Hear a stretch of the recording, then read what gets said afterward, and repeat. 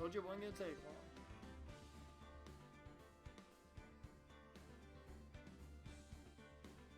Get rid of the technical difficulties.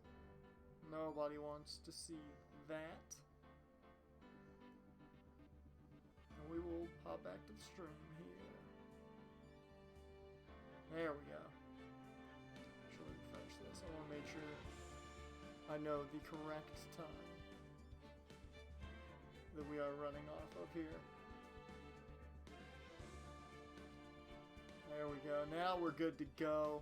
Jared, welcome to the stream. You just missed out on some technical difficulties, man. Just missed out.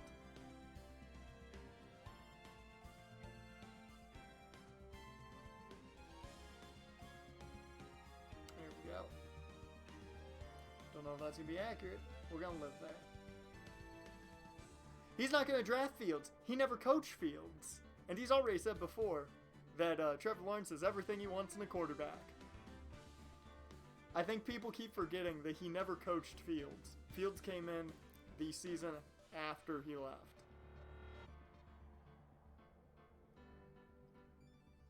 The Ohio State connection stopped. No, it stopped with Haskins. He never coached Fields at all. So, it's going to be Trevor Lawrence, because even Urban Meyer's not that stupid. That doesn't matter. Fucking Jimmy Johnson coached Miami and took Aikman. It don't matter. That blood doesn't run that deep. There we go. We're all good audio-wise now. I'm all set audio-wise. It's still going to be Trevor Lawrence, I'm telling you, man. People are reading too much into the Ohio State connection.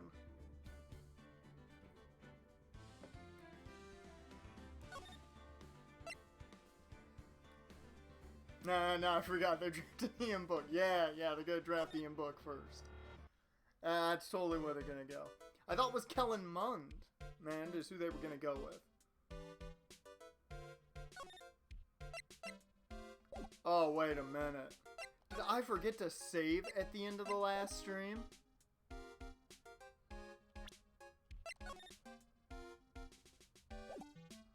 No, we're on part 2 of investigation.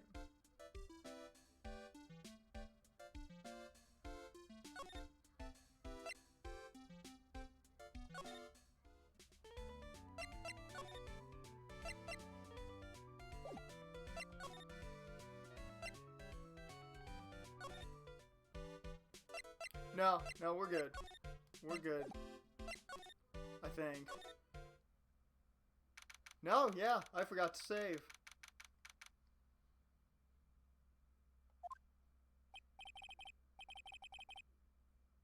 Did I? Maybe I didn't, because we're talking to...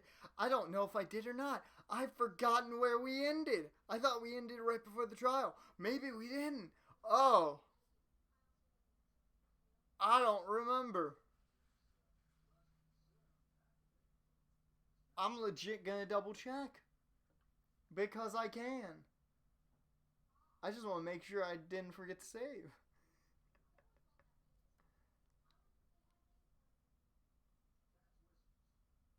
No. Let me see. I'm mainly just checking the end of it. But, okay. Yeah, I remember Gumshoe. I remember Lotta. No, never mind. I saved. I'm good. I thought we were further on than we were. I'm good. I just thought we did more. So it's on me.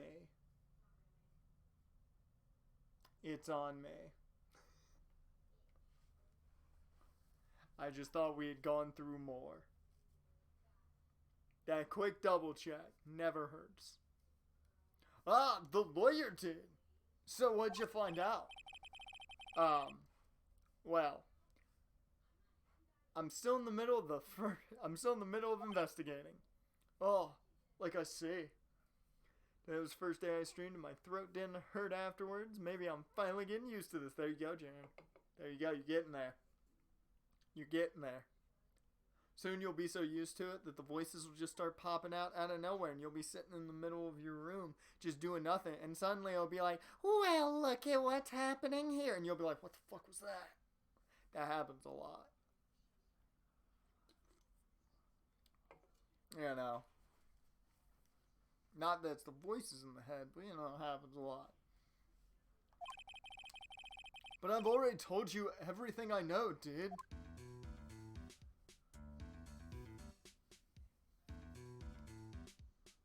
I don't do voices, but if I broke into a Monokuma impersonation, I wouldn't be mad. Nobody's mad being the exalted one. Okay, so Ungard, can you tell me about your activities last night? Like, after I got the award, I took a break and went back to my room. I had that post-ceremony stage show to do, so I was in my nickel samurai costume, bruh. And you were alone the entire time. My manager was running around being busy, so yeah. Because the press conference you were supposed to hold after the show. I told you, dude, I have no idea about any press conference, alright? I feel like we've had this conversation before. I don't know why I feel that. I feel like we had this conversation before. Maybe we have. Maybe we haven't. I don't know. I'm now stuck in a limbo. Anyway, when I was leaving my room, that's when I noticed it was kinda noisy. Mr. Kurita was already dead at that time? Yeah, that's what I gathered anyway from my manager. You forget that feeling of deja vu? Yeah, constantly. How about you, On Guard? You get that? I'm getting together this guy can't do a thing on his own. And that's when the detective in the green coat showed up. He searched me, and then, out of the blue, the dude arrested me. So, about you and the victim. Yeah.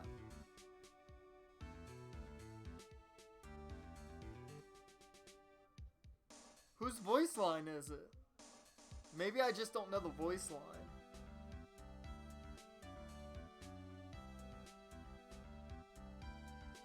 Oh, it's Trish. Yeah, I don't pay much attention to Trish's voice lines.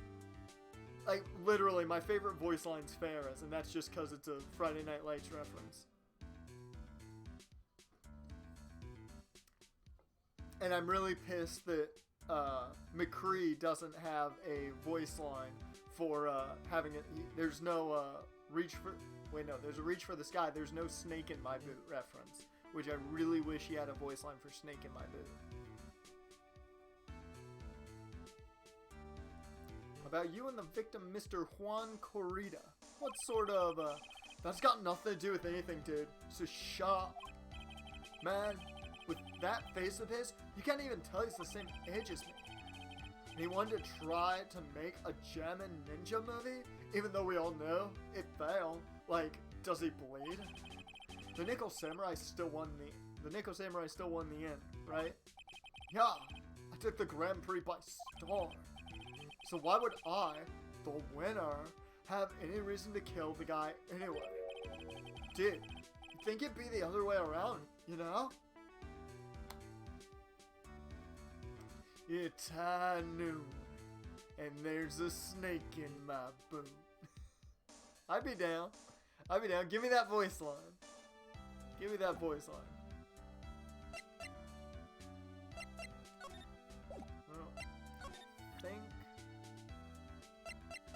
Okay, we have already been to the rooms. That's good. So, why are you carrying around that transceiver, bro? I wanted to ask you about it. And why do you do everything it tells you to do? You know, the messages it sends you, dude? Hey, Adisic, welcome to the stream, man. Oh, should say this much. Schedule change will be up as soon as probably Saturday. All the schedule change is really going to be is time. Nothing game-wise is really going to change. too much. I may change up some things on Wednesdays, you know, play some different stuff. Outside of that, all that's going to change is times. So, just keep your eyes on the schedule here on Twitch, and just times will change, nothing else. But, gonna have a lot more late streams. Well, late streams. I don't consider this too late. Second thought, he probably doesn't have anything to do with Maya's kidnapping. That's a secret.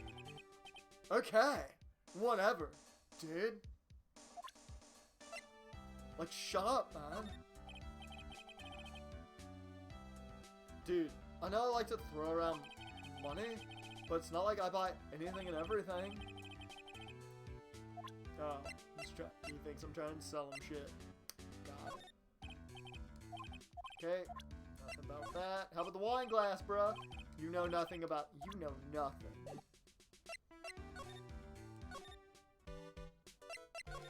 You got anything pearly? No, nothing? Oh. No, we already did that. Because I remember Pearls was just like, hey, we should check in for the stuff. And I was like, oh yeah.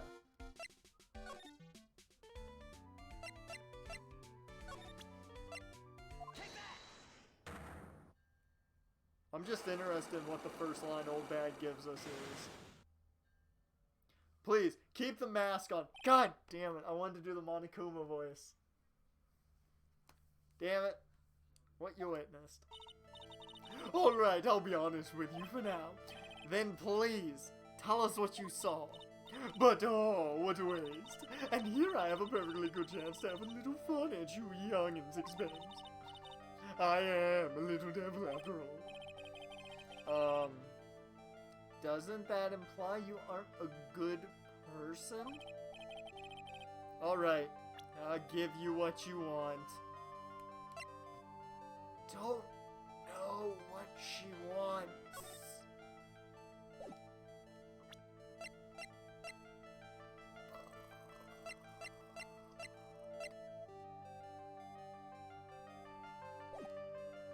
I've got nothing.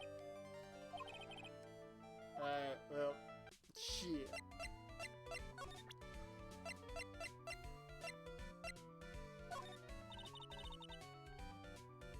I don't have anything to say to delinquents like you.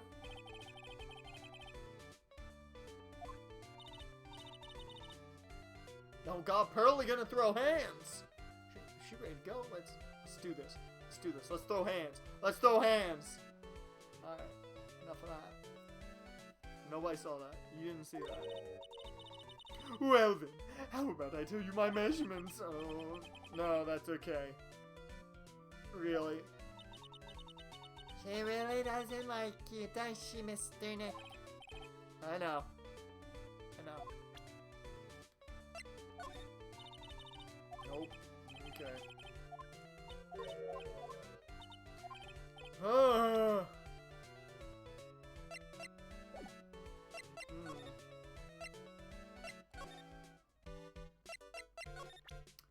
Okay. I can't believe it, a kidnapping. Do you remember what the person looked like who gave this to you? It was the bellboy, and I didn't suspect a thing because he looked like such a normal old man. Old man, huh?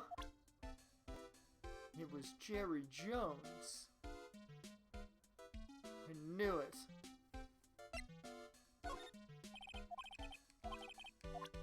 Okay, you know nothing. Okay, you know nothing. Okay, you know nothing. Okay, you know nothing. Thanks, Powers, for the very little bit of information you gave me. I don't think I've changed. I don't think I've checked this yet.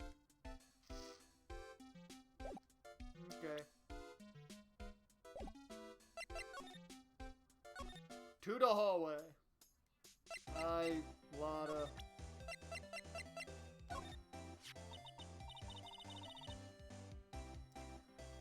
and I just bought that camera. Who did it? The thieving rascal. Please don't look straight at me while you're saying that. When I find the bugger who went and done this, they're gonna pay with a bullet.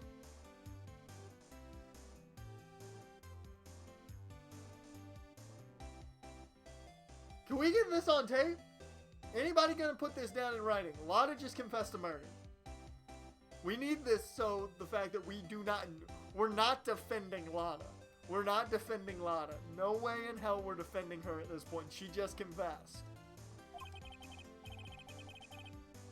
Hey! And if you do that, don't expect me to defend you.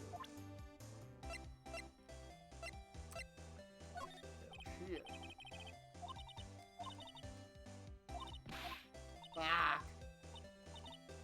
Lotta, what do you know? You don't know anything. Why does you know nothing? Okay, well then, how about the transceiver? Nope. Okay, cool.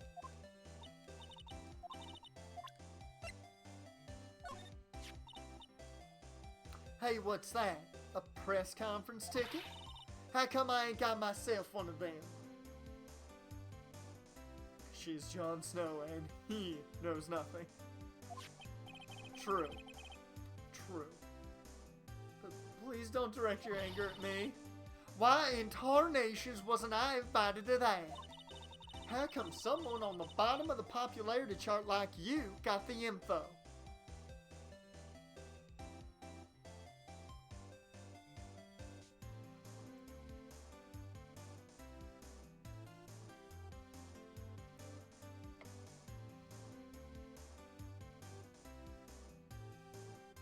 She didn't have to be so real with it.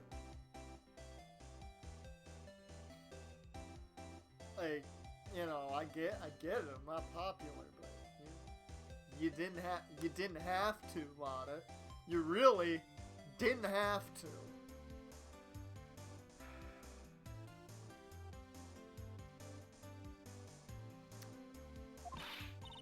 But not me. Info like that is worth nothing to you. Am I right or what? Is that the kind of person she thinks I am? Are you going to stand there and take that, Mr. Nick? Yes. Yes, he is. Okay.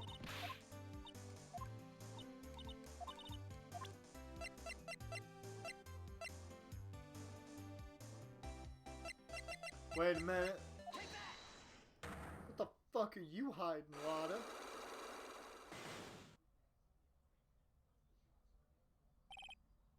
The big scoop. Lotta, will you please answer my questions? On the night of the murder, why were you loitering around the victim's room? I told you, didn't I? For my scoop. What I want to know about are the details of this scoop. That's not something I can tell you. I mean, that there's my bread and butter. Alright then. An unpleasant tabloid photographer looking for a scoop. I'm going to say that you were looking into a scandal? Could it be that you, Lotta Hart, were looking for a break with a huge story?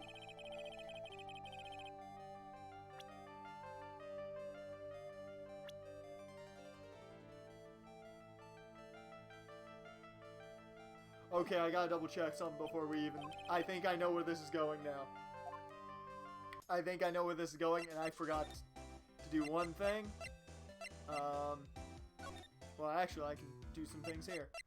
Hey, how's it going? Yeah, okay, I got nothing to talk to you. I gotta talk to you about one person. Did you know the victim, Mr. Corrida?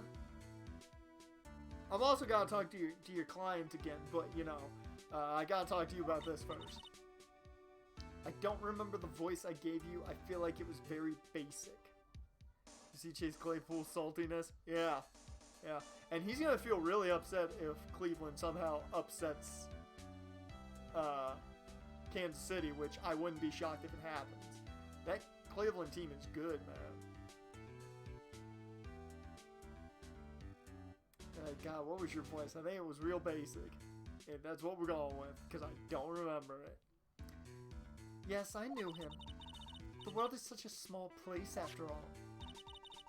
Did you know about his rivalry with the Nickel Samurai? Honestly, they were like children when it came to that. Time and time again, those two competed with each other over the most trivial things. I've got to ask you this, Miss Andrews. Did they feud over women and all? Just curiosity. If either one of them wasn't so stubborn, then maybe no one would have needed to die.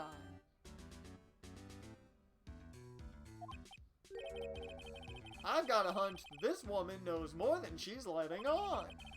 She must know about why Juan Corrida was killed. I'll be back. Yeah, Lotto, I'll be back later to talk to you too, but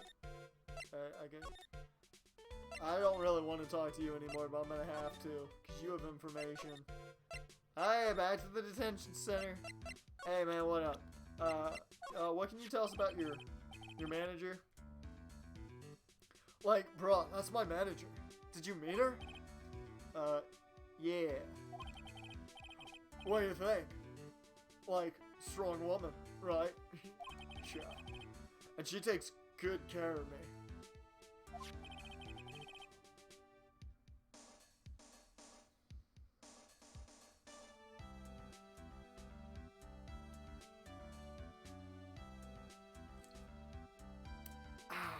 I'm just gonna give it a second. Let it sink in, that line of dialogue, you know.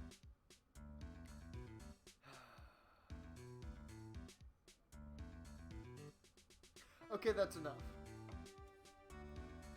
You're such a mama's boy. Okay, that's all the info we get out of him. Okay, cool. Well, now I'm gonna go back and talk to your manager again. Alright. You know what, Powers? What do you know about Adrian Andrews? Fucking no shit! I kinda didn't expect this. Hey, that's Miss Andrews. She's Matt's manager. Actually, I was interested in her for a little bit. Just a little. So Mr. Powers likes this type of woman. Kinda makes sense. You know, I see it. I see that that's his type. I see it. What do you know about Miss Andrews, outside of the fact that you're sexually attracted to her? Well, see, here's the thing. I don't really know her, you know? She looks like the type to turn into a dom in the bedroom. Maybe Powers is into that. Hey, you know what we say here. You know what we say here. You do you. We don't question what you're into. You do you. Let Powers be. Let him be into what he's into. No king shame. I will 100% make jokes. Yeah, no king shaming, but we get to make fun of it. We can laugh about it. There's sort of a small rumor going around about her right now.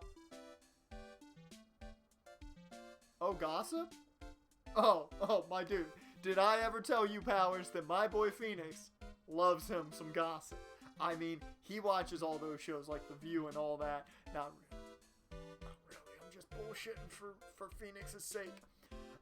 Okay, he's into all those shows, so give him the deets, bro. A rumor? If you're interested, I'd be glad to share what I know. He's so happy, he looks like a lion that's just found his next meal. Bruh. What is the gossip on Adrian Andrews? What do you know? Would you mind telling me about this gossip? Ah, so you are interested in it. I figured you would be. Yeah. I have such a weakness for celebrity gossip, too. Oh, really? You too, huh? Yeah, so take a look at this. Looks like a tabloid Miss Oldbag would read. Alright, let's see here. Fucking knew it! I fucking knew it! I was gonna make the selection without even knowing. I just wanted to make sure, because I'm sure I could get the information somewhere, but I wasn't sure where. I knew it! I knew it! I knew it! I knew it! I knew it! They was getting together! I knew it! I knew it!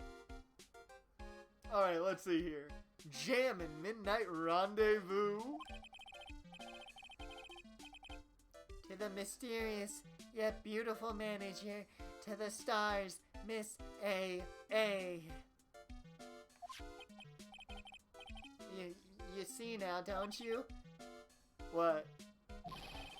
You can stop pretending to be in the dark, Mr. Wright. Juan Carita didn't have a manager of his own. Which means, if we're talking about a certain manager with the initials A.A.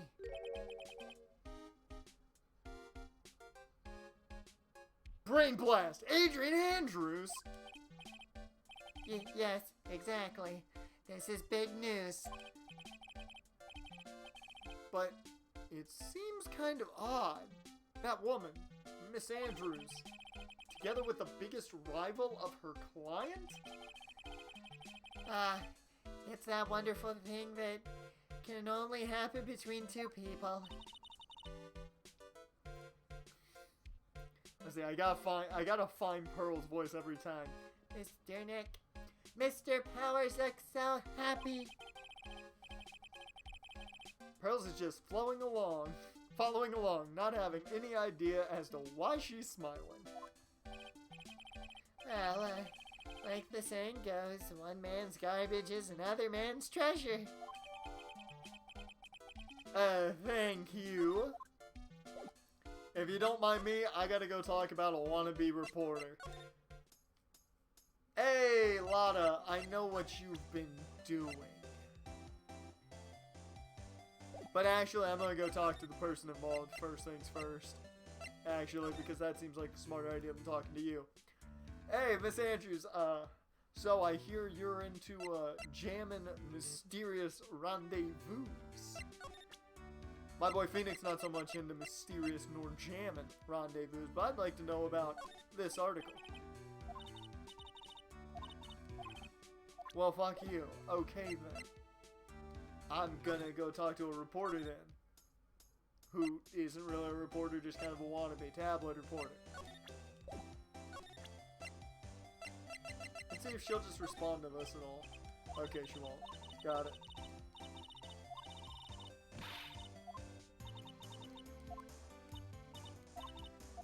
Alright.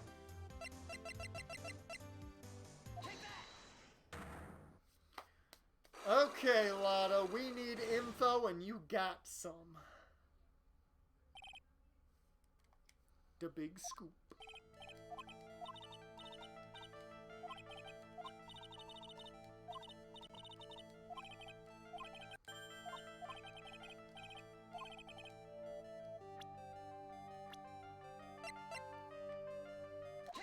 One Miss Adrian Andrews.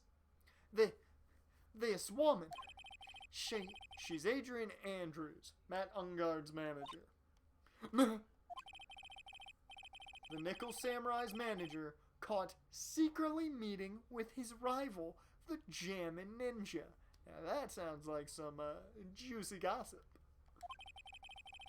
It would be the hottest story of the season, wouldn't it? Haha, we have broken the lock. You're pretty good at this guessing thing, Mr. Lawyer. But you can't just make up any old thing and think it'll make the papers. You gotta have backup. Backup? Yeah, you gotta have that, what's it, news sauce. You mean news source? That's it. So show me something that shows that Huang Guy and something with Miss Andrews. You mean like a tabloid article?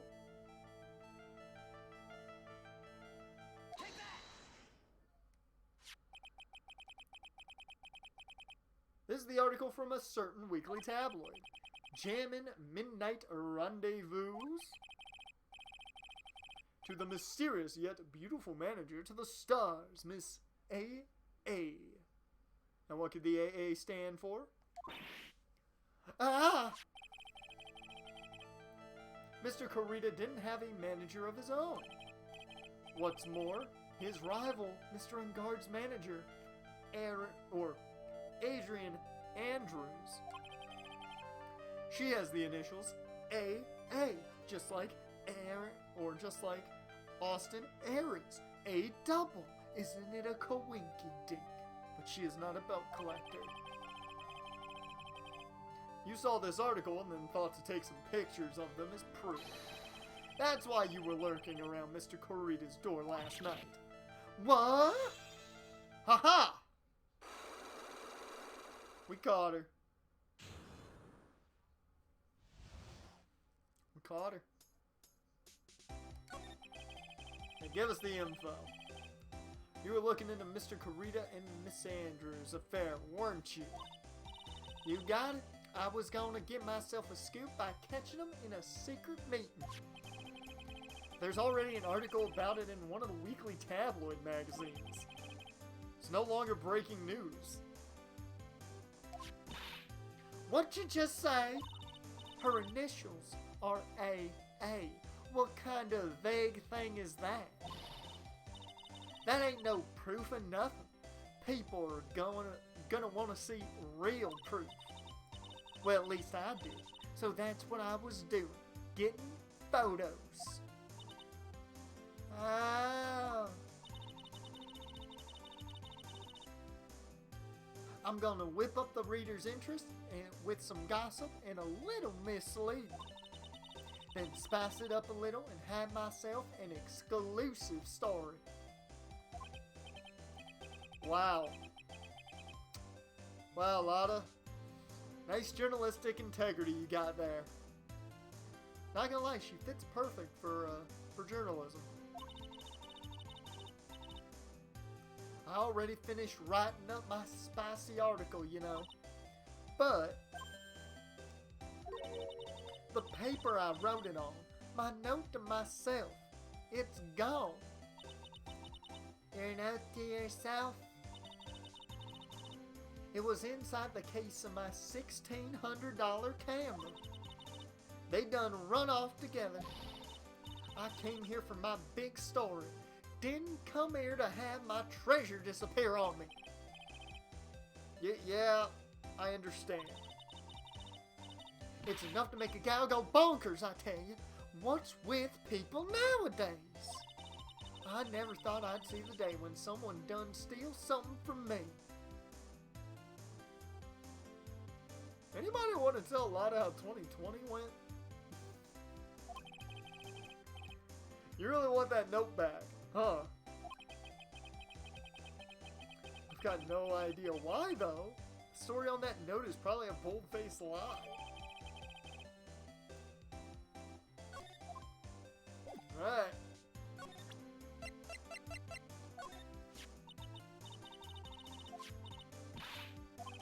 Really? Okay, she doesn't want that. Alright, whatever. Bye, Lotta. I need to know what Miss Andrews is hiding. Oh! There we go. More info. Okay.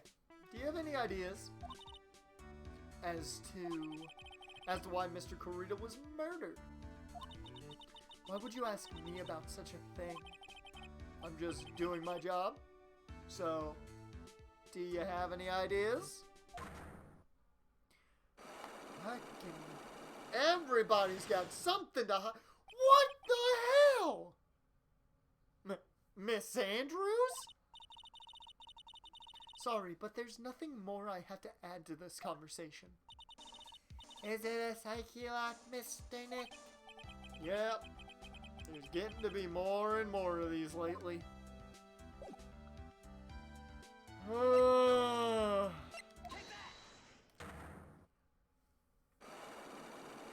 What do you know?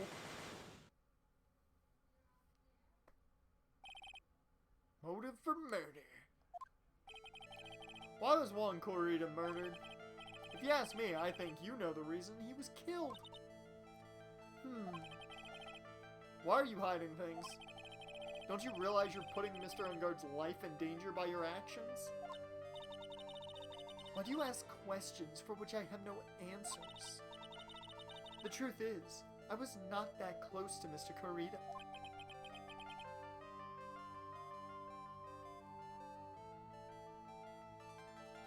Wait, but at the time, though, wait, you say you were not that close? That's right. I've never been good at being intimate with another person.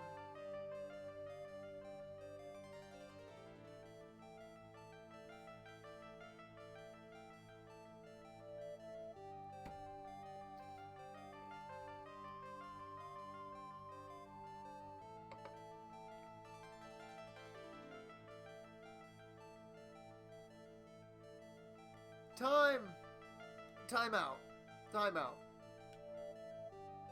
I'll say, though, that last line, me too, I'm down with you there, but just... Why'd you go straight to that? Like, you could have just said, I don't talk well with people, but that's your job, so that makes no sense. You went straight to being intimate? Like, nobody asked if you two were doing dirty, bumping uglies. Like, nobody asked. You just went there. Okay. You're not good at being intimate with another person? Somehow I highly doubt that. I've got gossip.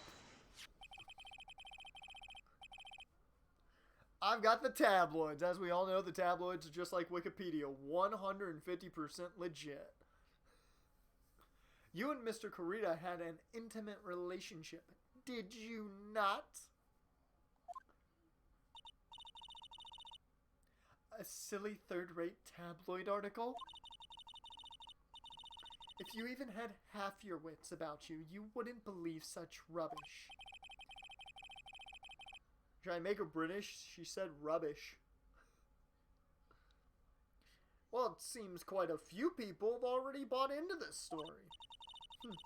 As to be expected in a world filled with crooks and liars. Note to self, stay on her good side. In any case, I despise interpersonal relationships like that. I see. However, what if there was a need for you to get close to someone? Me need to get close to Mr. Corrida? As if there was ever such a need. Didn't you get close to Mr. Corrida for this person's sake?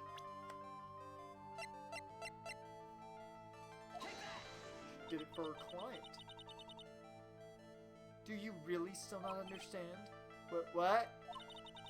It's not in my nature to enjoy doing things for others. But you're a manager. It's called a job. I'm in charge of Mr. Ungard the Star, not Matt Ungard the man. Oh. And you are not my client. Shit. This is my subtle hint to go home. But I know you must have had a need to get close to the victim.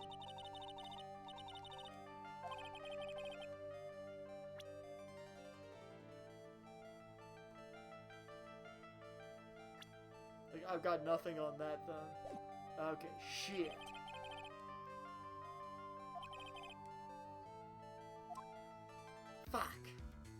Okay, you win this one, Miss Andrews. I'll be back. Someday. I'll be back. Hey, Gumshoe, what up? You know anything about this? Oh, ho, ho. Hey, man. So, you saw that article, too. Oh, man, what? Ain't that a good read? I love this magazine. Read it every morning. It's great. You hear some of the shit that's in here. It's great. Yeah, but I'm not really interested in that sort of thing. Actually, we've been looking into that too, pal. Those secret meetings. I mean, not the fact that they've been, you know, doing the dirty bump and the uglies, you know, all the lines for the, yeah. What is this world coming to when even the police are amateur gossip collectors? Hey, why are you looking at me like that, pal? Whatever you're thinking, you're wrong. Look, when we find out more from our investigation, I'll let you know, okay? So about this wine glass. Ah, so you noticed the too, pal. Okay, yeah. I already talked to him about this.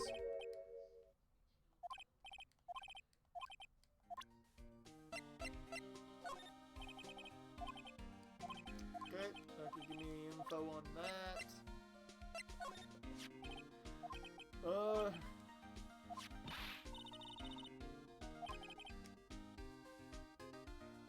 I feel like I already talked to him about that. Yeah, he said go find a radio scanner. Okay. He's not hiding anything, just making sure.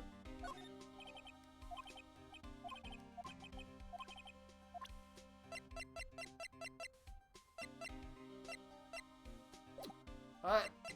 Well then. Shit.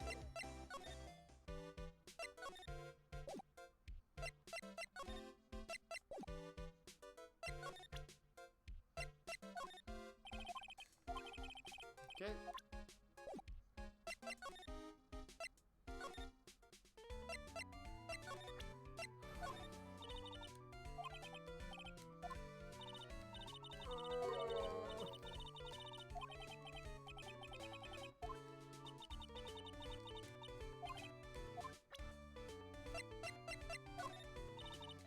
Got anything on that? Nope.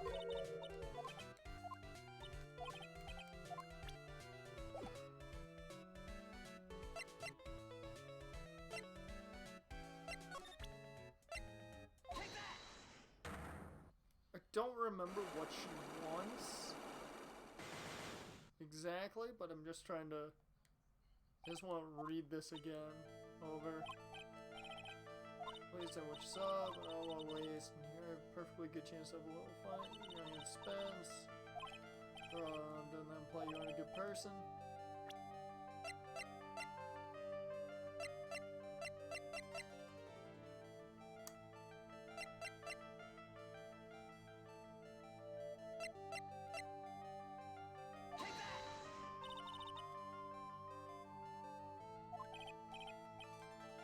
Well, yes, but if there's no way I'm telling you, okay.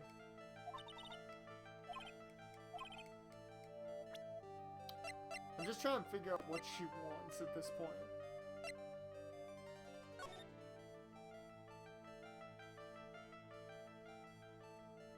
Oh shit, I didn't even read this. Gem and Midnight Rendezvous, a superstar in an ultra-hot, mega-secret love scandal. Reliable sources say that one Corrida has been getting in close with the mysterious, yet beautiful manager to the stars, Miss A.A.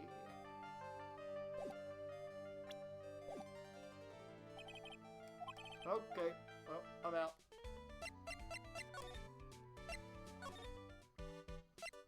Pearl, you got any more things to say? No? Okay, bye, Pearl. Let's go to the detention center. Miss Attitude Adjustment. That's her Dom name. That's Adrian Andrews' Dom name. Miss Attitude Adjustment.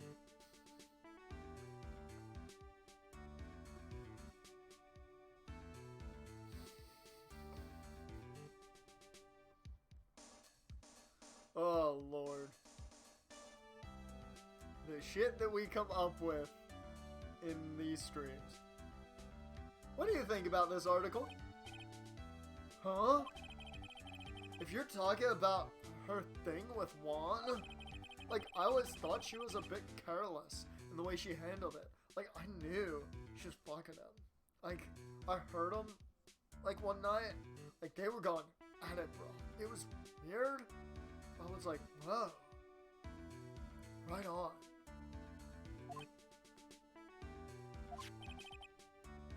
And that's it?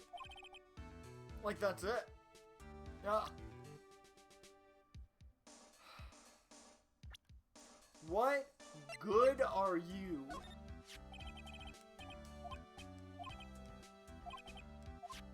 Okay.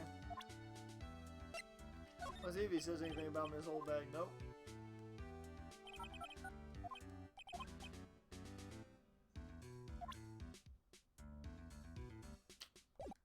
Alright. He doesn't have anything to hide, correct? Yeah. I didn't think he did.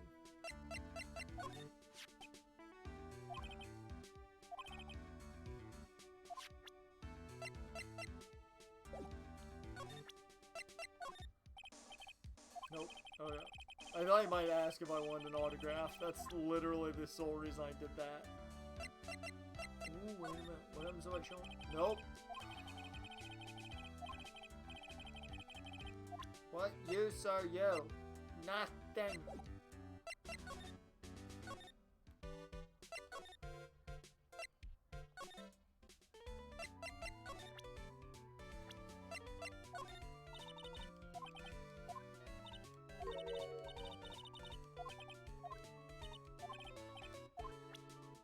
This bitch. I'm just telling you, man.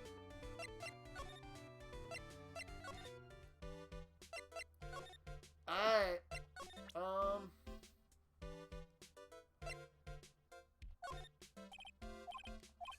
There's nothing more he's gonna give me.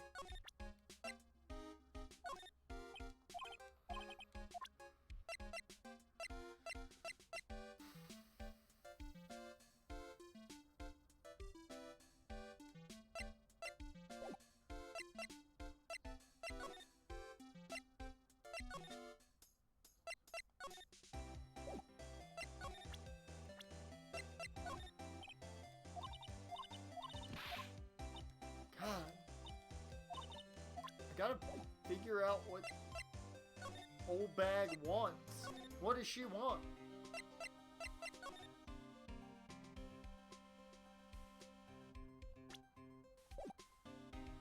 I've got everything in this room. I know I do. Right? Oh! Didn't look at this. Didn't look at this. This is a guitar case, I guess. A little beat up, but still usable. That's strange. The guitar's not here.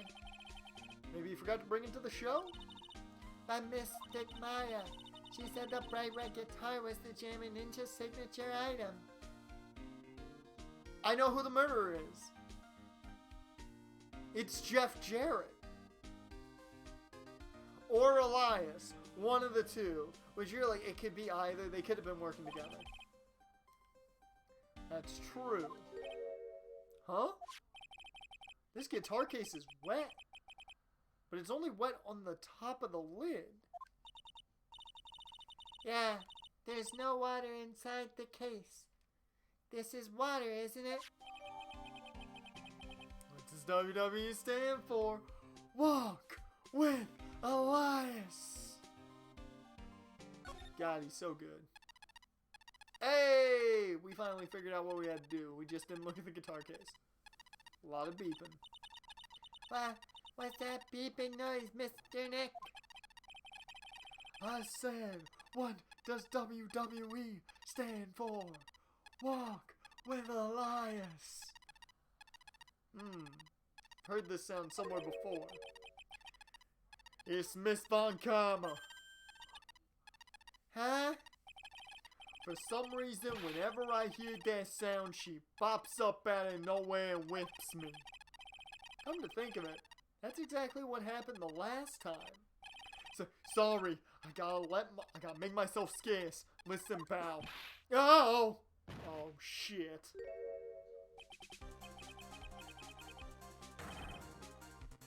Hi, Francisca. Hi. Been a little while. How's it going? Have you been? Oh, the whip thing? We think the manager next door might be a dominatrix on the side. She might be into that type of stuff. You guys can chat about that if you want. I think that's a federal case of assaulting a cop. Yeah, but remember who the prosecutor is here?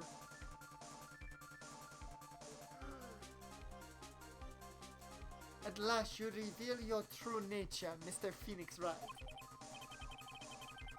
Would it be too much to ask for you to be nice to me for a change? So you're the type to steal information from pitiful, hopeless detectives. That's very That's very dishonorable of you. Ow! Hey, don't you dare run away, Scruffy McTurtlencoat. I can't do that in that voice. Ah! I didn't think the detectives of this country could be this pitiful. Ah! Detective, come over here for a second. Ah! Ah! Oh! Ah! No! Ow! Ow! Don't! Ow! Yeah, I went a little French. It's hard to keep the German, like the generic stereotype German down.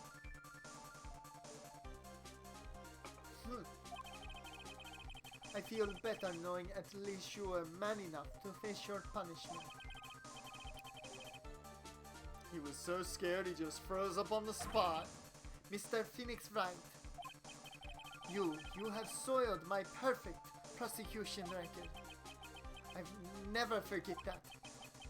This time, victory is mine. 9. Victory is yours? Is that all this means to you? That?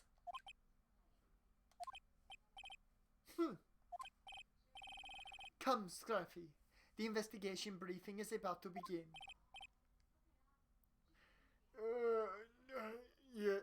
Yes, sir. This isn't over yet.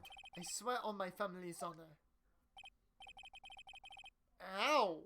What did she throw at me now? What is this? It's an autograph.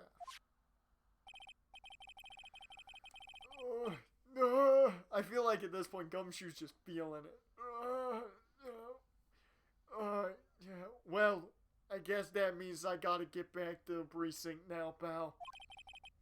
You ever need me, come down, oh god, to the Criminal Affairs Department, alright?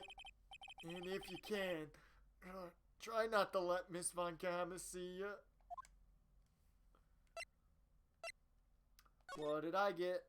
Hey, what did I get? What did Von Karma throw at me? Mr. Nick, what's this piece of paper? Here we go. Pro tag convincing the evil female and tag her ways are wrong and she falls for him. Yeah, that's how it's gonna work. Man needs a true love interest here. We don't really have one. Mia died real quick. It's called an autograph. Autograph? The paper's got Mr. Corrida's name written on it, so it's his autograph. I can't read it at all. To be honest, I've never seen writing that looks like this. Don't worry, Pearl. Most people nowadays can't read that writing. It's called cursive, and they don't teach it anymore. Ah, it's a special way of writing called cursive. They don't teach it anymore. Look here. See how it says, "To my dearest Wendy"? In more normal letters here.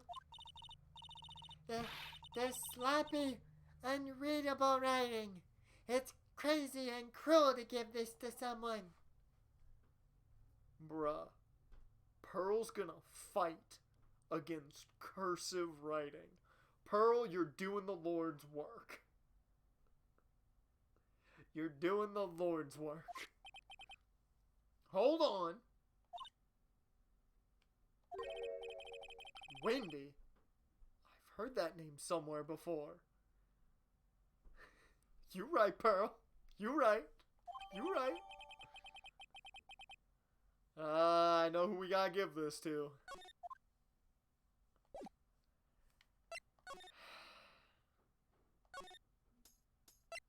Jaren, you're not gonna like it, but you know where we're going.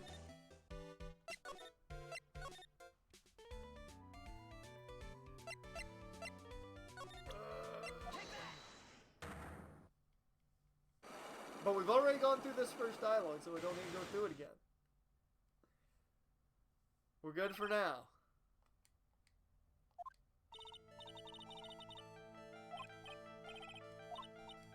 Okay. Okay, alright, I'll give you what you want.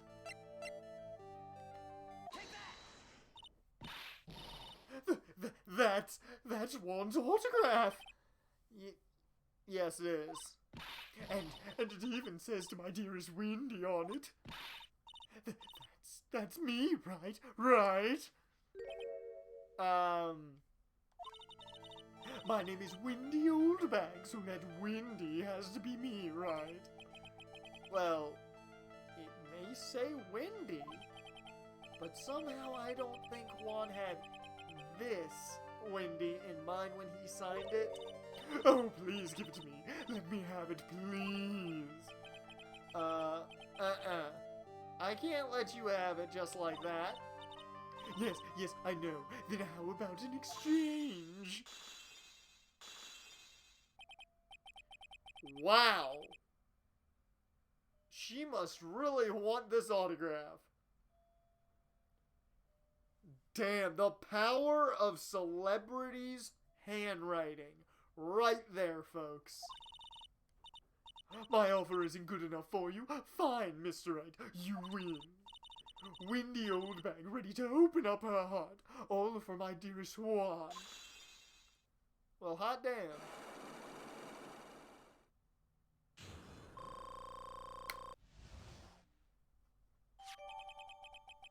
Autograph given to Wendy Dearest. Okay, Miss Oldbag, spill the beans. I feel bad for you now. Huh? I tell you, I saw him that night. I saw him coming out of Juan's room. You're kidding. Oh no! It was about 10 minutes before Juan's body was discovered. It was just a coincidence. I was on my way to the toilet, minding my own business. And? Did you tell that to the police? Well, of course. I thought I could get a gift certificate or two out of it. Maybe more. Gift certificate? I've been recruited again for that part of the trial.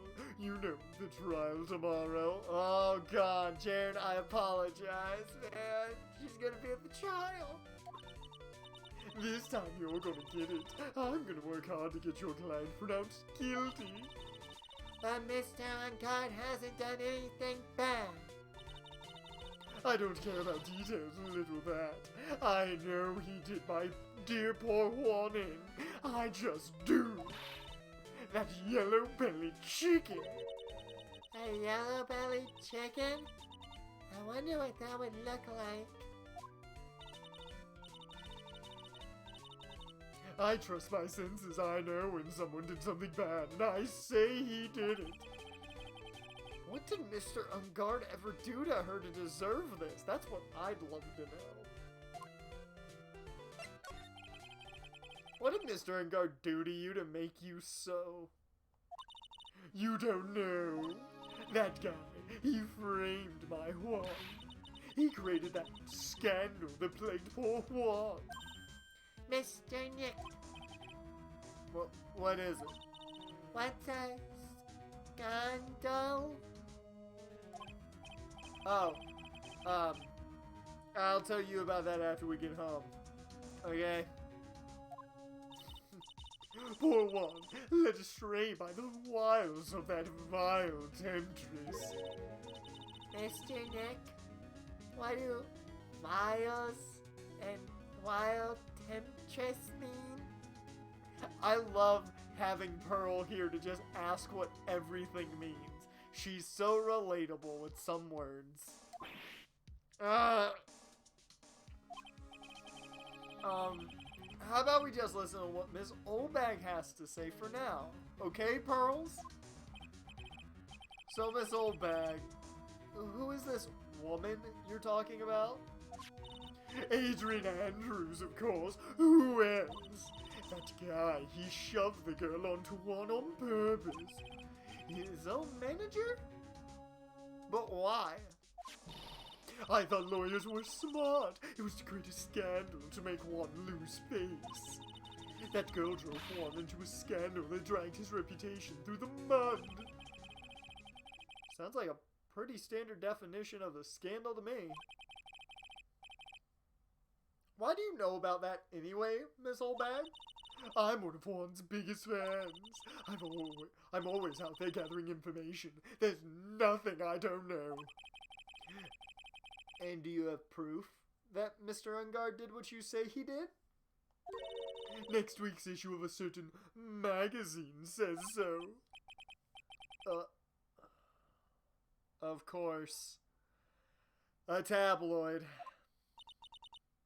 Next week. Doesn't that mean it's something people don't know about yet? Why would Miss Oldbag have information like that? And where did she get it? Oh, fuck you. You're the worst. You know, you got any more shit you're hiding? No? Okay. Oh, Lord. God, she makes this game difficult. And I will say really works the vocal cords. Which is not all that of a bad thing. It gets my vocal cords going. Okay. She ain't got nothing for that. Okay. Okay. Okay.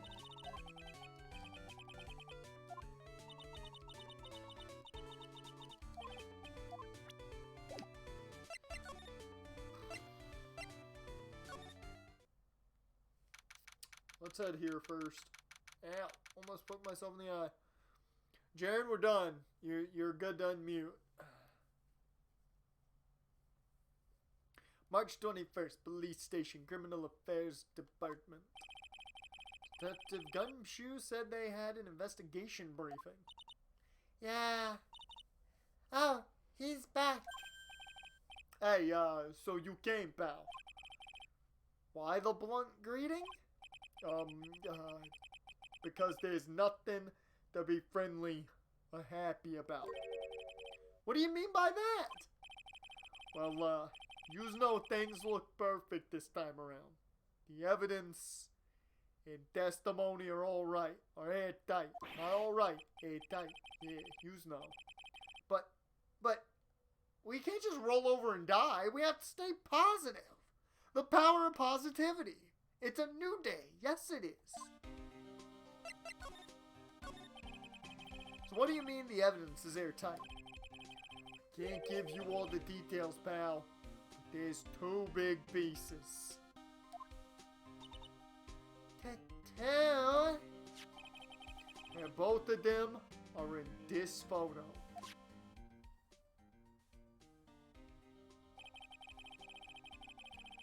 The first is the button that's missing from the victim's chest. That's the button that you found during your body search of Mr. Ungard. Yep, found in the folds of the Nickel Samurai Special Pants. And the second one is The knife in his chest, pal. The fingerprints on the knife in his chest. The big Zack. Fingerprints? Whose are they? Didn't even need to ask, little missy.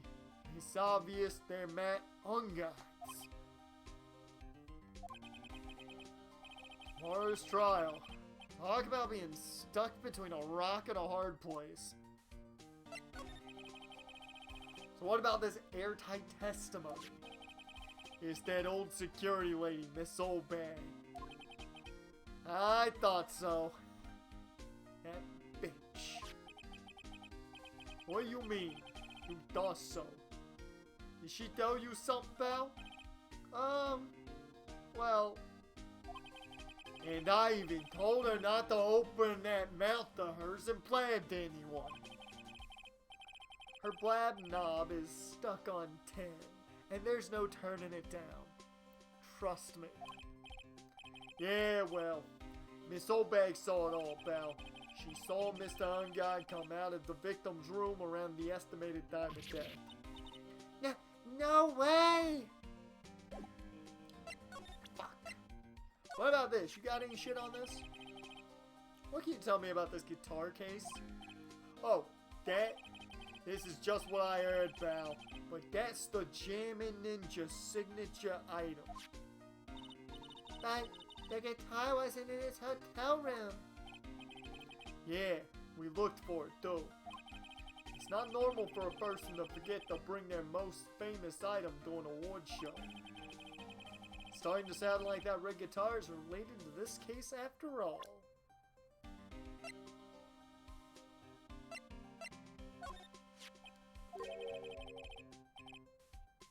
That's something we're interested in ourselves. Scandal with Mr. Kurita? But why? Well, 2 years ago. Oh lord, we're... Story time with Gumshoe, everybody. Story time with Gumshoe. A woman committed suicide.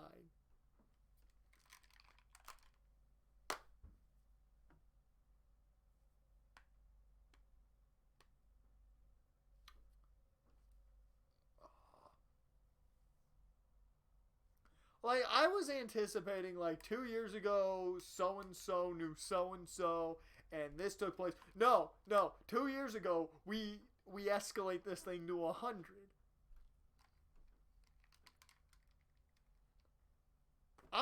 I wasn't ready for that. I really was not ready for that. And what was that quick cut? What are we being hidden from?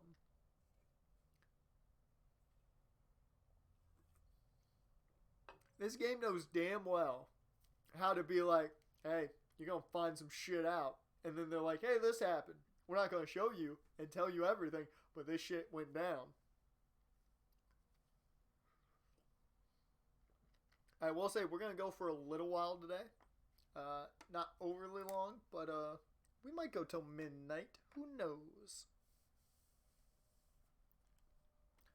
A woman committed suicide. Suicide? Comes alive? I don't know the rest of the lyrics to his entrance music.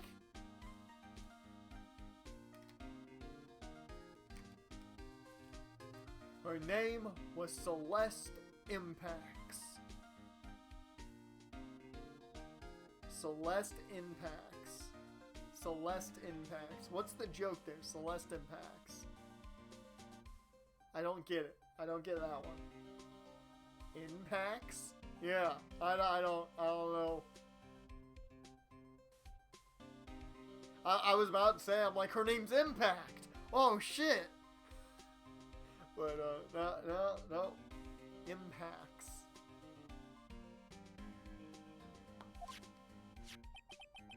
And she was Juan Corrida's manager. Whoa, wait, what? Okay. Whoa. Okay, now I'm interested. I didn't know the man had a manager ever. The victim's manager? That's not all, pal. Oh, I got more for you. This is Gumshoe story time, so you better take a seat, you better get a beverage, you better get some popcorn. We going through it all, man. Miss Simplex was Miss Adrian Andrews' mentor. You know, like she was the Padawan to Impact's Jedi. You know, you watch Star Wars, you know what I mean. She taught Miss Andrews everything she knew about the business from square one. She had the higher ground. She had the high ground. Hey, Mintai? A woman who was both Mr. Kurita's manager and Miss Andrews' mentor. Could her suicide have something to do with this case? Do you want to know more about it, pal? We got more we can talk about here. I mean, we got lots to talk about. Bruh, give me all the info, Gumshoe. You know it all, and I appreciate you for telling me all of this. Give me that sweet, sweet, delectable info. She was the victim's manager, and was also Miss Adrian Andrews' mentor. It's been 2 years since her suicide. Now those two are linked again by another death. Oh, God. Oh! You okay, Gumshoe? I am getting sick of dealing with one foolish idiot after another. Miss Von Karma. You can't seem to stop allying yourself with the enemy, can you?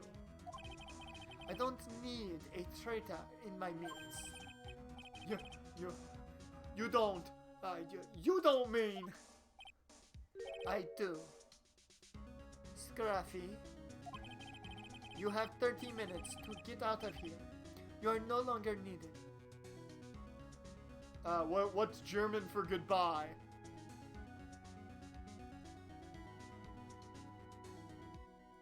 Is it hasta la vista? What's German for goodbye? Oh, it's Arvida's saying. That's what I thought. I could not remember though.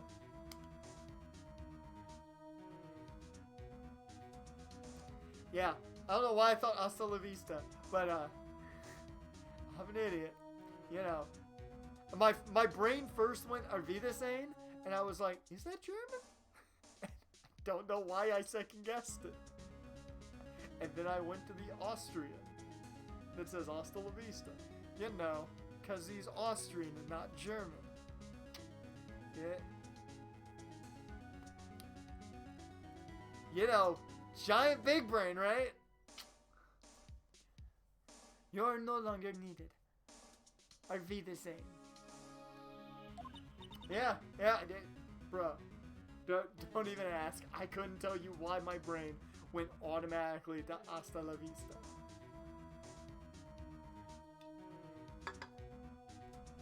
That's where my brain went to Schwarzenegger. I don't know why.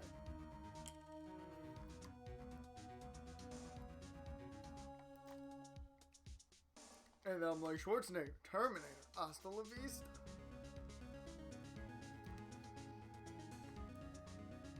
When I knew what it was and second guessed it. I know it's Spanish.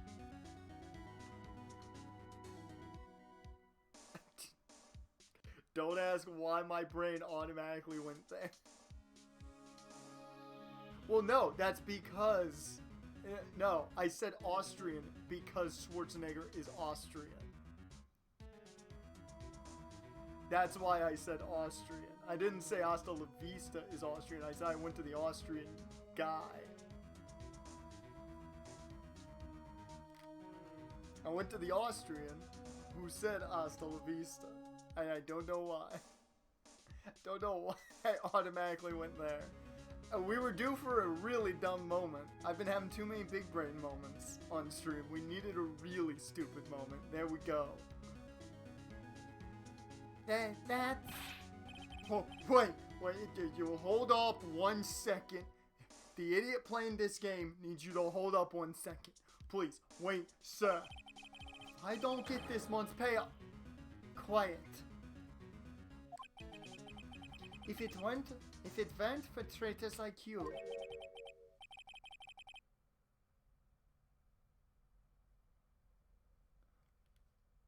Oh, is this it?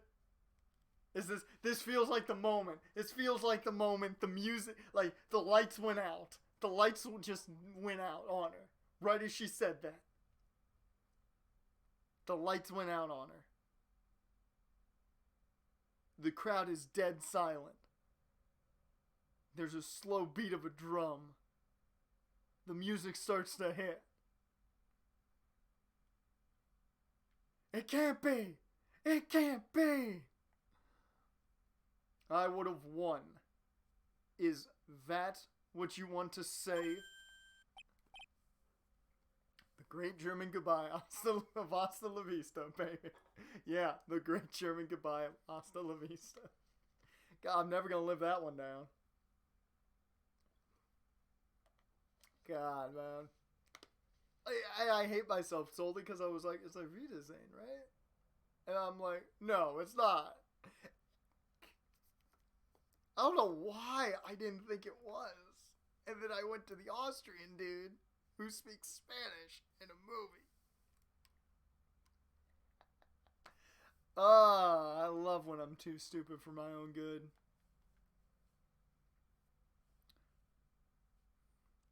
How am I going to do this? Because Vu doesn't really work, but... Vu! That voice! It's the return! Edgeworth? I mean, you can always go back and clip it.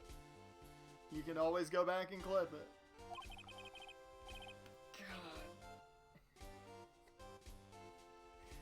Oh man, it's been a while. It's been a while since I've been that stupid. It has been a while. I think we have to go all the way back to Danganronpa to get something that stupid. Because I've had my dumb moments, but I think it's been a while since I've been that dumb.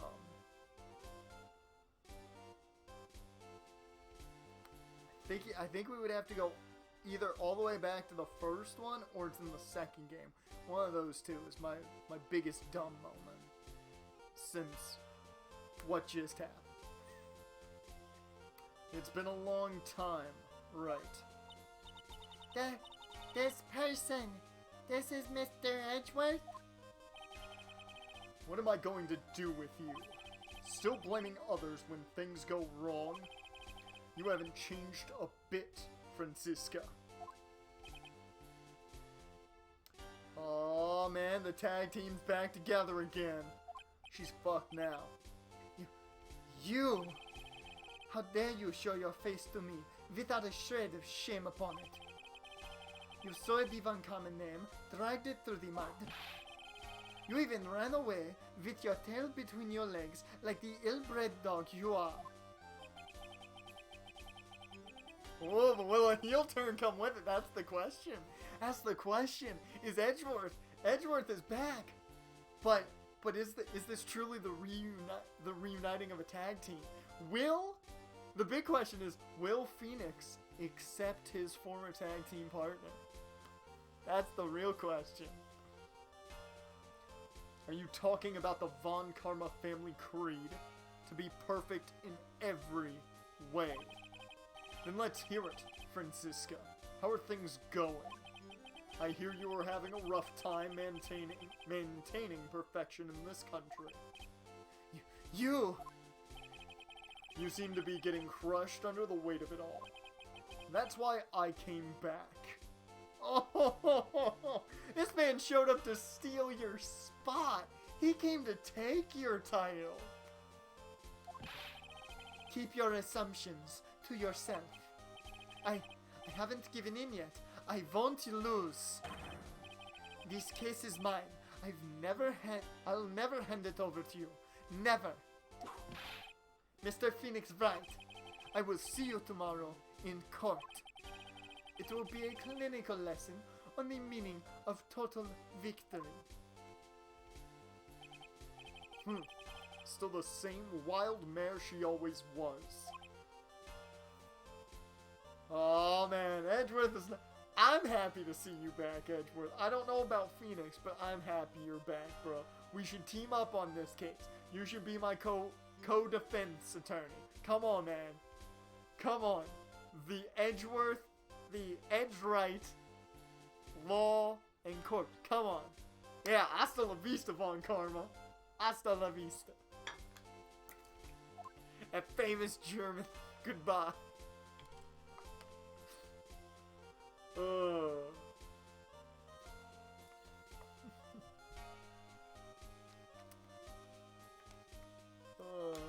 Love it. Love it.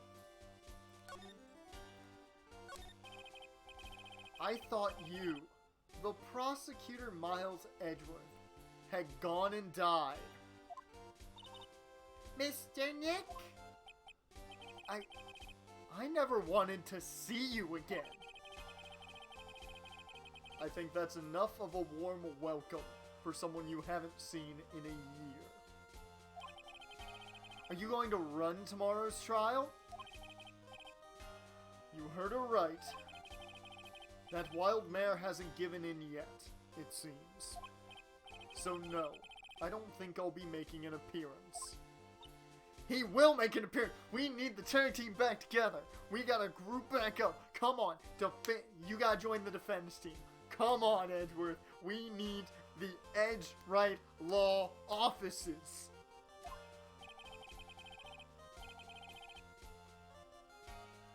Your hatred for me is quite unhealthy, not to mention one-sided. But I will say one thing. You can't win on your own at the trial tomorrow. Bruh! Bruh! Tag team finisher, the hasta la vista? Yeah, there we go. There we go. Their tag finish is the hasta la vista. Well, he has terminated like every prosecutor he's faced, including Edgeworth, so it kind of makes sense. What is that supposed to mean? I have something definitive that you lack. And working together is the definition of teamwork. It's the power to find the truth. The truth? In order to understand this case, you have to understand a certain truth. Well, if you ever feel the need for my assistance, it is available to you.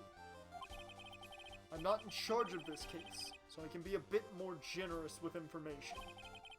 Just what is going on inside his head? A lot of things may have happened. However, Manfred von Karma was still my mentor. And a perfect win record is proof of a von Karma. 1 year ago, you could not establish guilt in a few cases. Are those losses the reason you suddenly disappeared from the prosecutor's office? Did you leave because you had lost your health reasons? I'm sorry, perfect win record?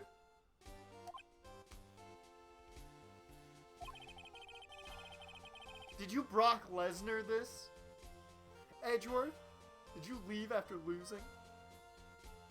To think your motivation for prosecuting trials was so selfish. It'd be better for everyone if you never came back from the dead, Edgeworth. Woo! God, Phoenix going in! I see. Then let me ask you something. Why do you stand in the courtroom? What is your reason? Well, with Francisca, she almost always says, I will defeat you this time, the instant she sees me. But the courtroom is not a personal battlefield for prosecutors and lawyers. I stand in the courtroom to defend my client, to save their lives. To save your client, you say.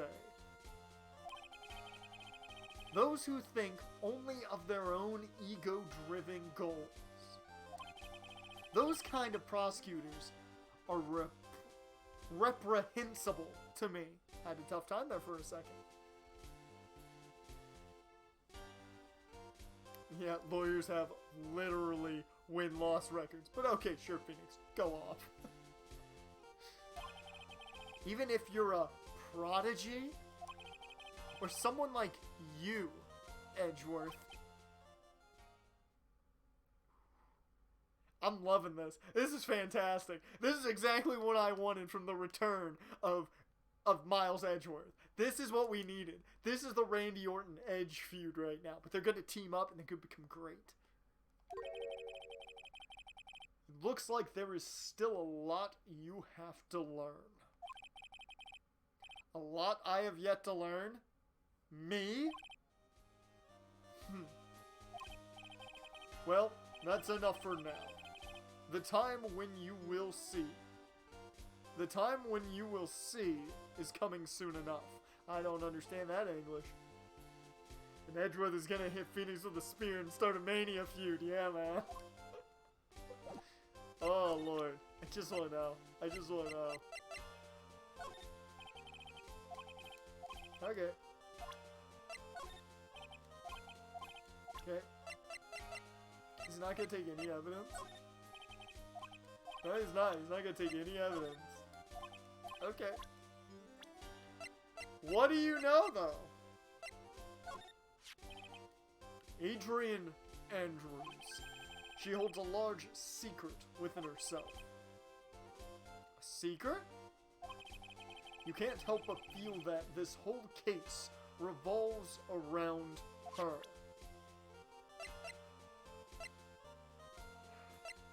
He disappeared suddenly a year ago.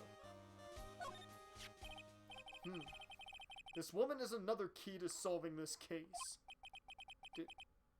Do you really think so?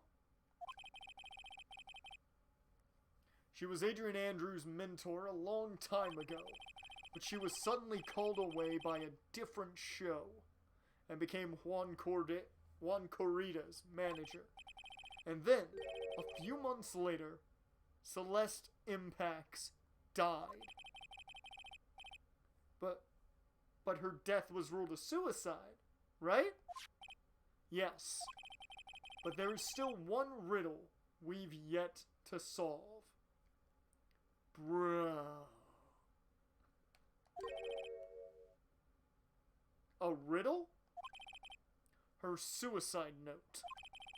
It went missing. No one could find it. A suicide note that just vanished? Huh. Okay. Okay. You got any more info on Montgomery? Okay. Oh shit. Alright. Give me some more info on Matt. While I was abroad, these deplorable types of actors became popular, I take it. Well, refreshing like a spring breeze is his motto. Refreshing? And what is so refreshing about a spring breeze? Sounds like the pollen is not treating him well this year. There's an interesting rumor about this man. You mean the one about Miss Andrews getting close to him? That's pretty common tabloid fare, isn't it? I don't take things at face value when there's more to be found.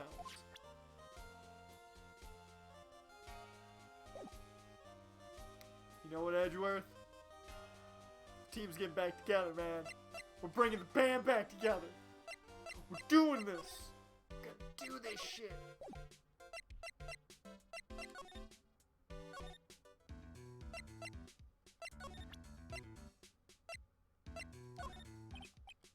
Okay.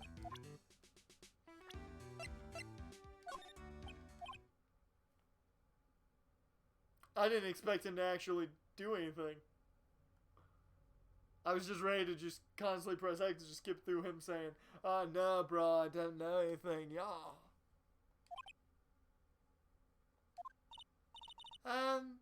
What's wrong? How much do you know? What do you mean, how much? Mr. Lawyer? I may be your client, but I hope you will keep yourself out of my personal life.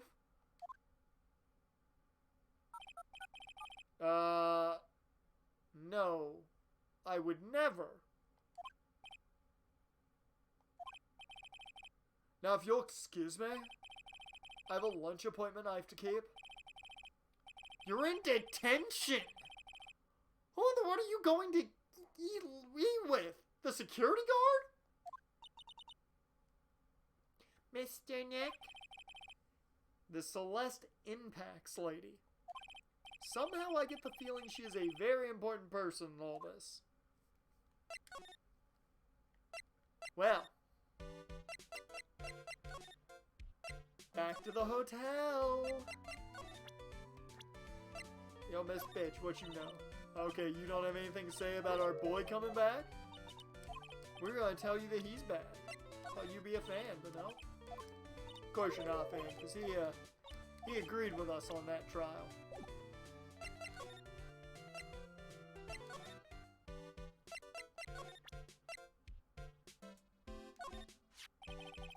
That guitar case, that was Juan's. I'm guessing you've seen this case before? It's pretty famous by now. It stands out because it holds the bright red guitar. The bright red guitar. Jammin' Ninja's signature item.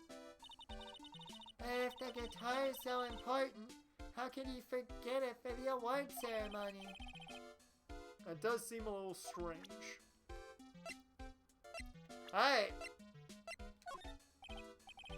Oh, you don't know anything, Powers? I was certain Powers would know something. I really thought he would. Oh, shit.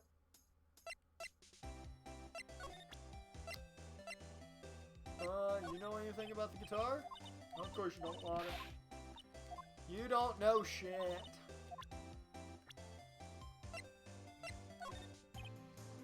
Okay. Now it's time. We gotta go ask the hard-hitting questions. March 21st. Gatewaters Hotel. Unguard's hotel room. Looks like Miss Andrews isn't here. That's not good. Still a few questions I want to ask her. And she has that psyche lock on her heart, right? Well, we don't have much of a choice. Guess we'll have to come back later. Fuck.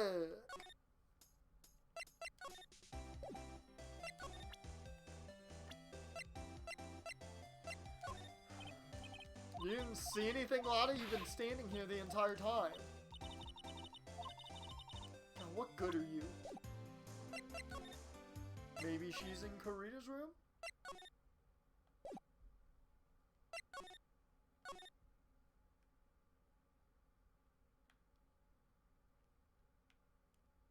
Nothing.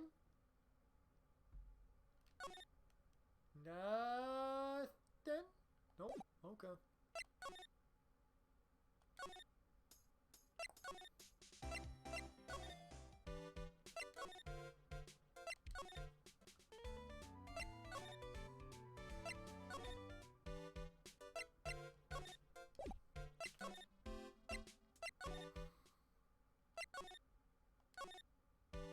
Whoops.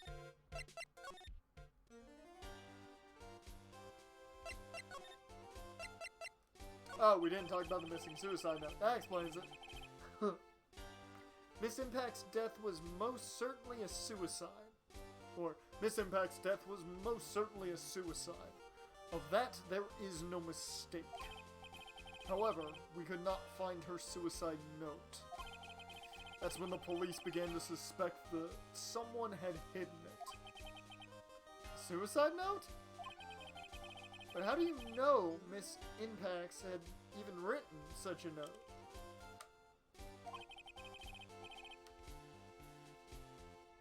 There was no solid evidence, however.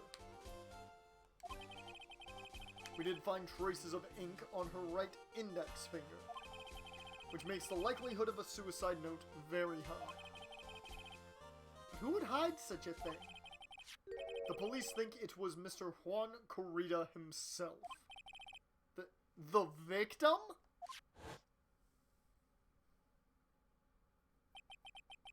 He was the one who found her body, which makes him the only person who had a chance to hide her suicide note. Mr. Corrida hid his own manager's suicide note. But why? As long as her note is missing, any speculation beyond this is meaningless. For now, I think you should look this over. This is the suicide report. Part 1, anyway. Part 1?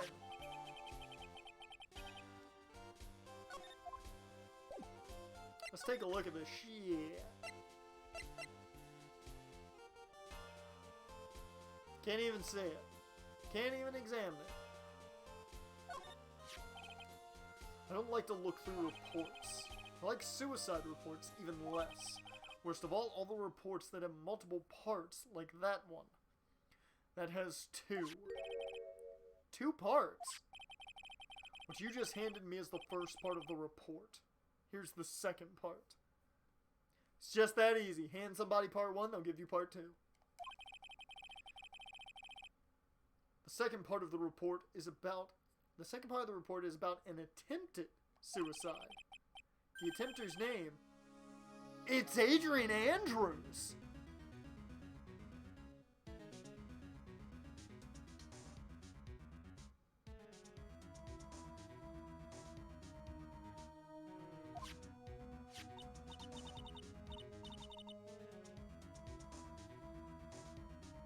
Well, shit. Okay. Miss Andrews? What did she do? Pearl, you'll learn about this when you're older. You'll just find on the internet. Or Phoenix will just straight up tell you immediately. I was just gonna say let her watch a Jake Paul video or Logan Paul video. She'll find out real quick. But okay. Shit. She tried to kill herself. She doesn't seem like the kind of person to try to kill herself, though. You think she's a strong career woman? That's just what she wants you to think. Adrian Andrews. She has a certain secret she's always trying to hide. A secret? She's got a secret? She's got a secret? Her dependent nature. That's what she's really like on the inside. So she's very similar to Matt Ungard? That's what you're telling me. Huh. Miss Andrews. Dependent? Talk about the exact opposite of what that woman is. Interesting.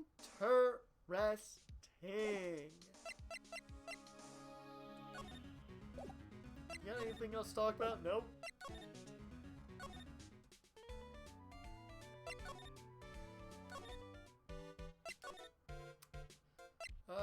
We're gonna go to the hallway, then we're gonna go in Matt Ungard's room. Yo, where you at? I thought she'd be here. Not gonna lie, I really thought she would be here now. Maybe we just gotta talk to Matt Ungard.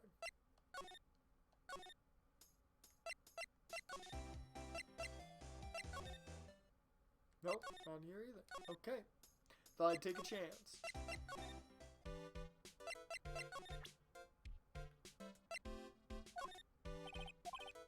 Okay. Double checking. Gotta do your due diligence.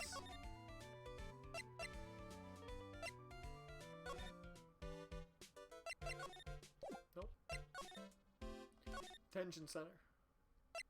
What?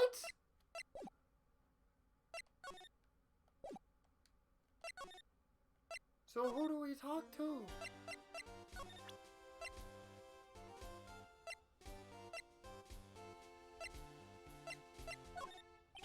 Oh yeah, he won't take evidence, I forgot.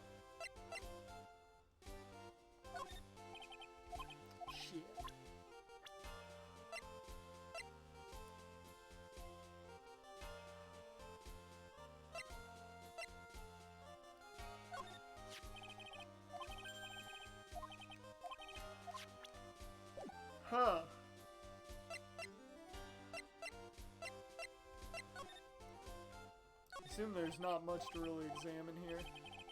What? The hero of the Heroes Award ceremony? Grand prize got away from the Jam and Ninja again? Shouldn't you be reading something more important? Hey. Ah, it's kinda cute. Mr. Nick, what is this stuffed animal's name? That's the Blue Badger. It was my idea. I made it. It's the precinct's mascot, you know.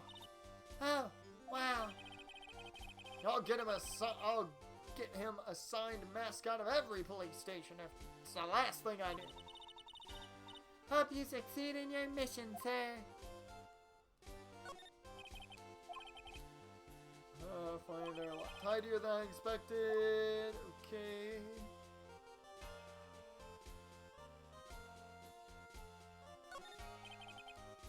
Must be one of the detectives. He's mumbling something to himself. Hang in there. You'll be okay, buddy. You're not injured that badly. A hangnail isn't. Hey, Gumshoe! Gumshoe! Gumshoe! You must be doing image training for when a fellow officer's injured.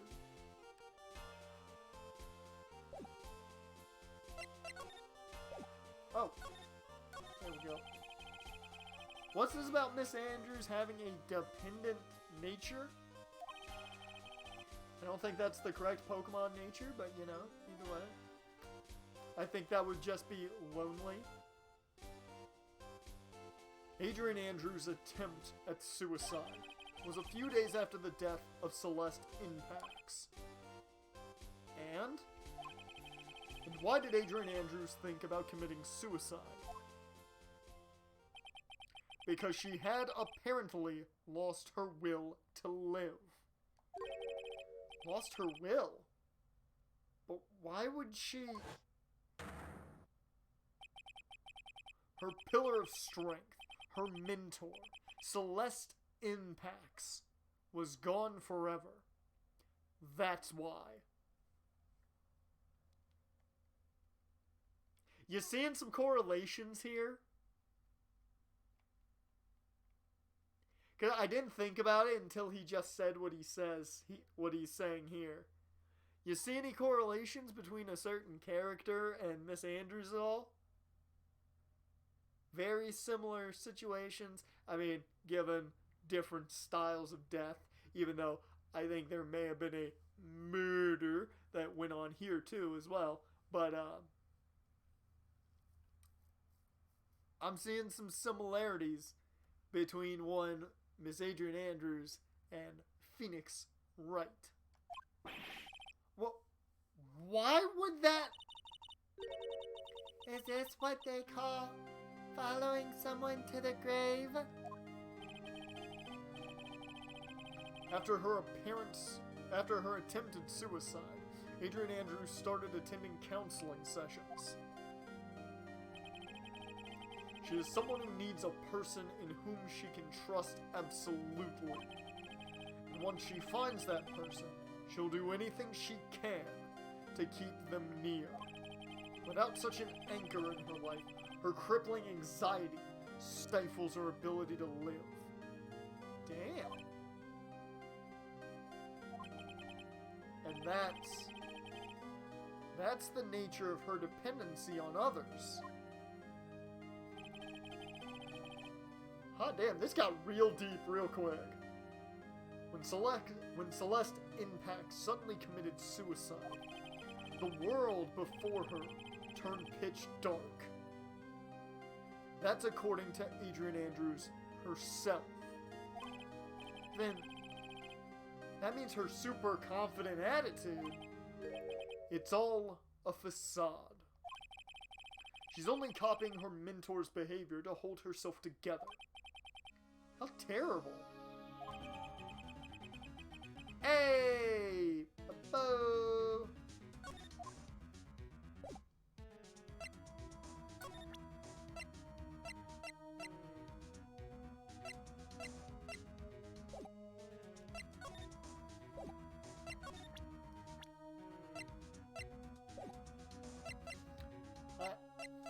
Anything else I need to talk to you about? Nope. Okay. She should be back, I would think, in the room.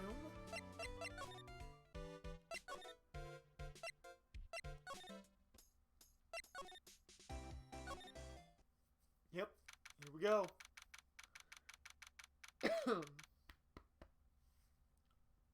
We're going to take an ad break here in a little bit, but we will finish up this dialogue right here. Oh, Miss Andrews is here.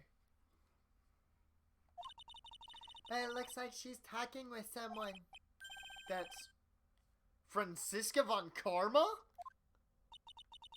Miss Von Karma? What are you doing here? Well, you see, I'm his lawyer, so you've got some nerve following me around. Following you? That's you, Miss Von Karma. You're the one doing the following. Pearls?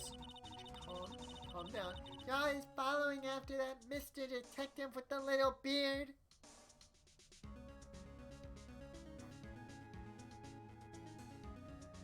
He does have a little beard.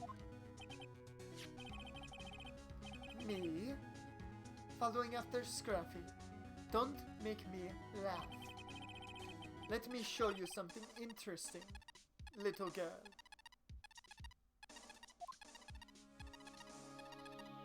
Okay. What is that? An electromagnetic receiver. I planted a tracking device on that detective. And with this, I know that fool's every move. So that noise we heard, So that noise we heard was this receiver. I feel really sorry for poor Detective Gumshoe now. Now then, let's stop wasting time. Adrian Andrews. Yes? Think hard about what we just discussed. Understood? All right. What were those two talking about? Miss Andrews, she seems a little dazed, doesn't she? I mean, she did, I think, just get whipped, so...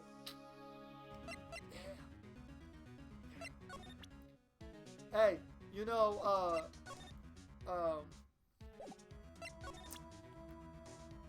I got some things I want to talk to you about. I'd like to ask you about this. Okay, never mind.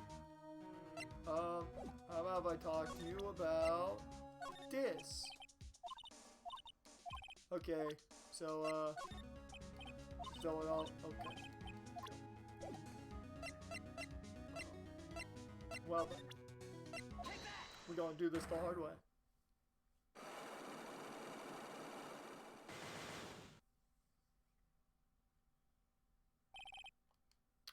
We've already talked about the early portion of this.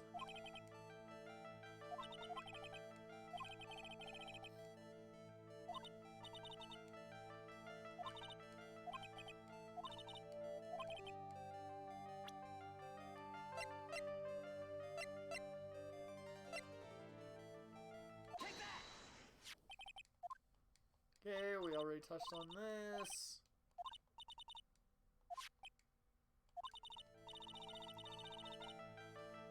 There's no relationship like that. See, however, what if there was a need for you to get close to someone?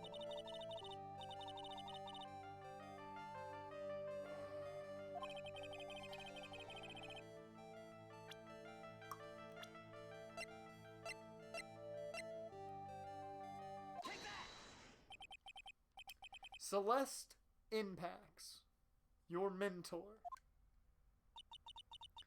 How do you know about Celeste?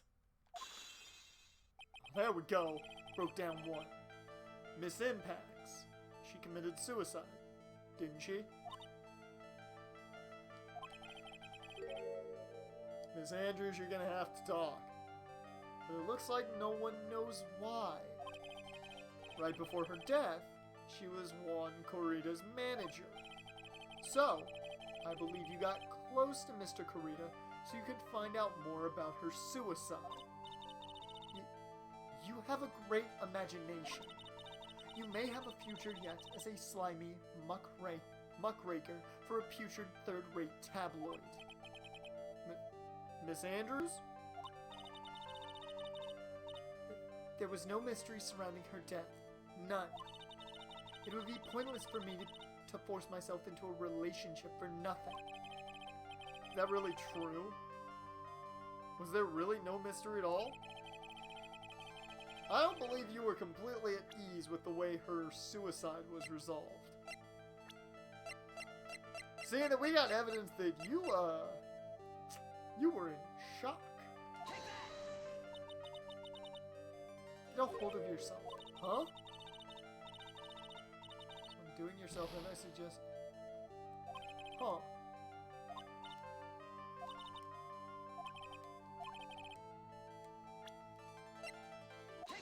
Okay, so it was the other one first. I thought it was, hey, you were shocked, and okay, it's the other way around. Whoops. I'm not big brain tonight, guys. We've already seen that. Hasta la vista to my big brain. It's gone for good. Miss Impact's suicide note was never found, was it?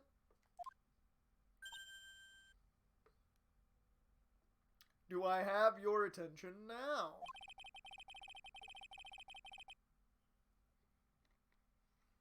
Don't mind for the Raiders defense. We have one of the top D-line coaches, Rod Marinelli, one of the best linebacker and DB coaches in the league. And there you go. There you go. Your D should be a lot better now. And I will say, early on, Gus Bradley's defense is going to look really good. That press man cover 3 scheme works really well early on. Looks like the police were under the suspicion that someone had hidden it. Like maybe the person who discovered her body. Mr. Corrida. Huh. Juan? And Miss Andrews, I believe you thought the same thing. That is why you became intimate with Mr. Corrida. You wanted sexy time for some answers. I've sat by quietly and listened to your insulting ramblings long enough. If it looks good for one game, it would still be an improvement over Paul Gunther's. I mean, it's gonna look good for at least one game, so you'll get that. Like, I like Gus Bradley's defense. I'm personally a big fan of it, but it has its, like, major holes, and that's gonna be the one thing that you're gonna have to fix. I think it's going to be a little rough on you when you play Kansas City. That's going to be the team that I think can exploit it. So, it's true that Celeste was my mentor. However, allow me to say this again. It had nothing to do with me. I didn't even know that her suicide note was never found. I'm a person who doesn't care about what goes on in the lives of others.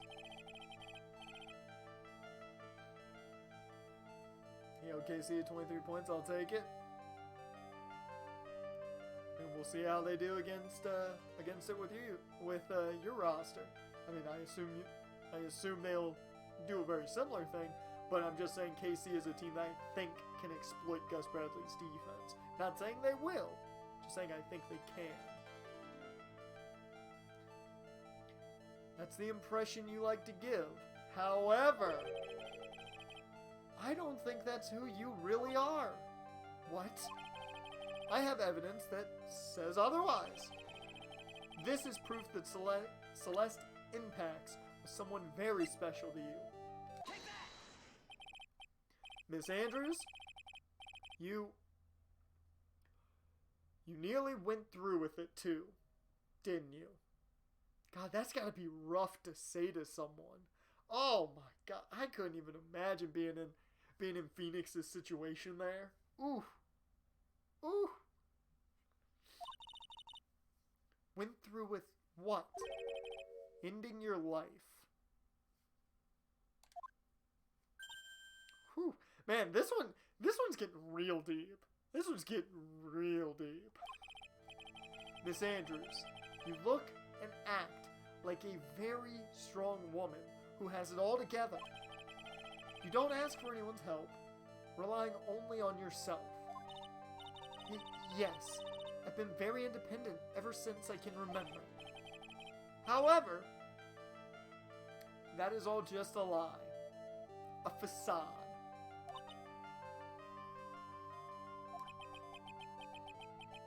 You've always searched out people on whom you can depend on.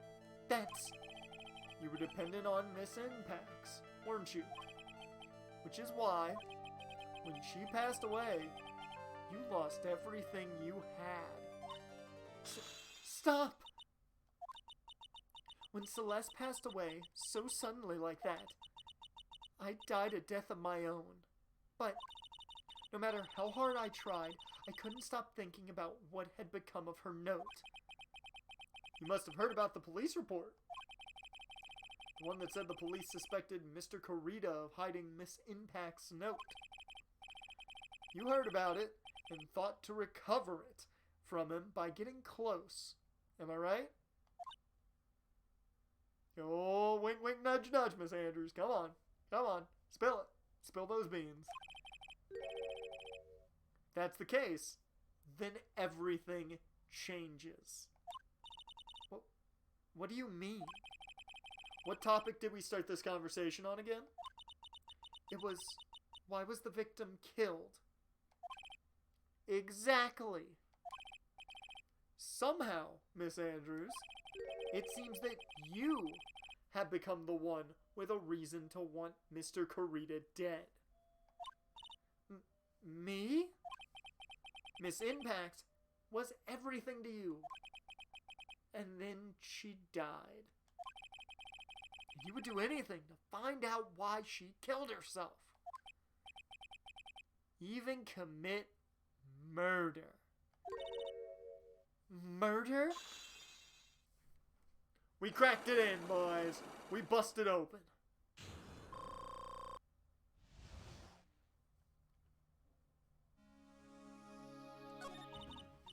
It's true.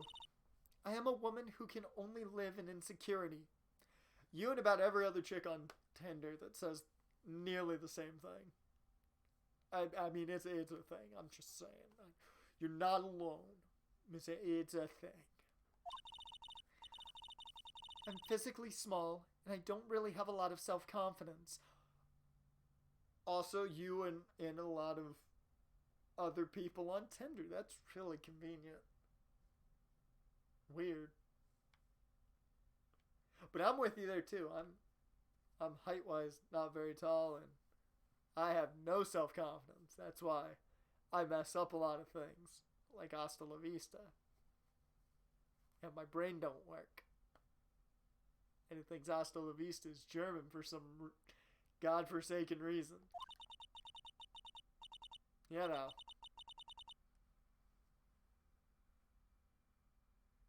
What's confidence? I'm sorry, could you define that word? Language of origin? Is it English? Never heard of it. I've pushed against all that, though. I've tried to live strongly.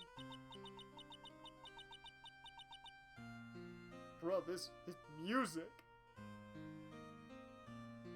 I never wanted anyone to find out the truth. Miss Andrews. This one thing. It's the one thing I wanted to take with me to the grave. It was my secret. Mine and mine alone.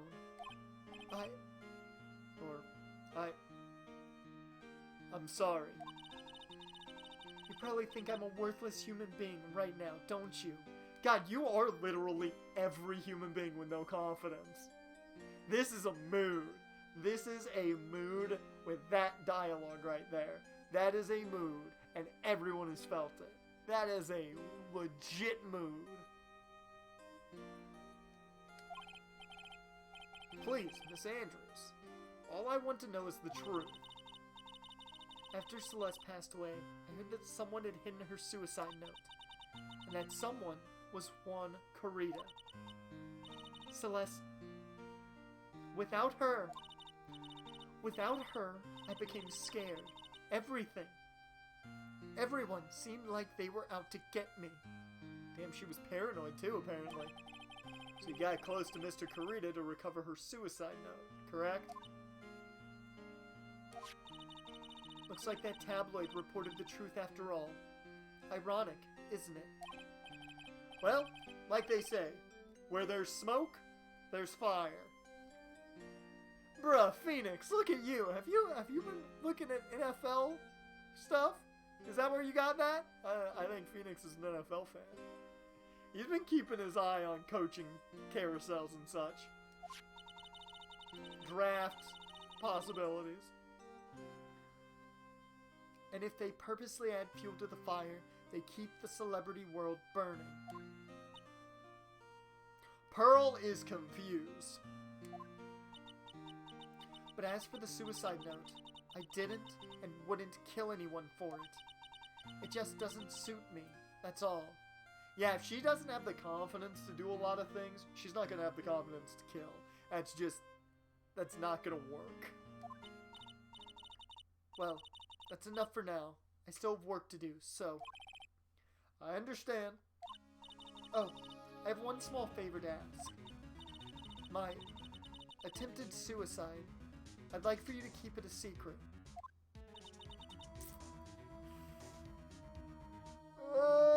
Can we agree to that? Because I feel like that's a possible thing to come up during the trial.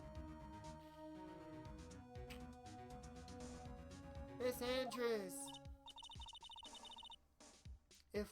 If people found out about my weakness, I would sooner choose to die than live. Alright, I understand. We'll keep it a secret. Miss Andrews, I guess she's the overthinking type. I am with you there. I overthink everything. We've seen it on stream plenty of times. Shit, I overthunk, I overthunk words today. To me looking completely stupid. Oh god, I'm not embarrassed by much, but I am embarrassed by that. I'm not gonna lie. I am not embarrassed by much, but god, that's embarrassing.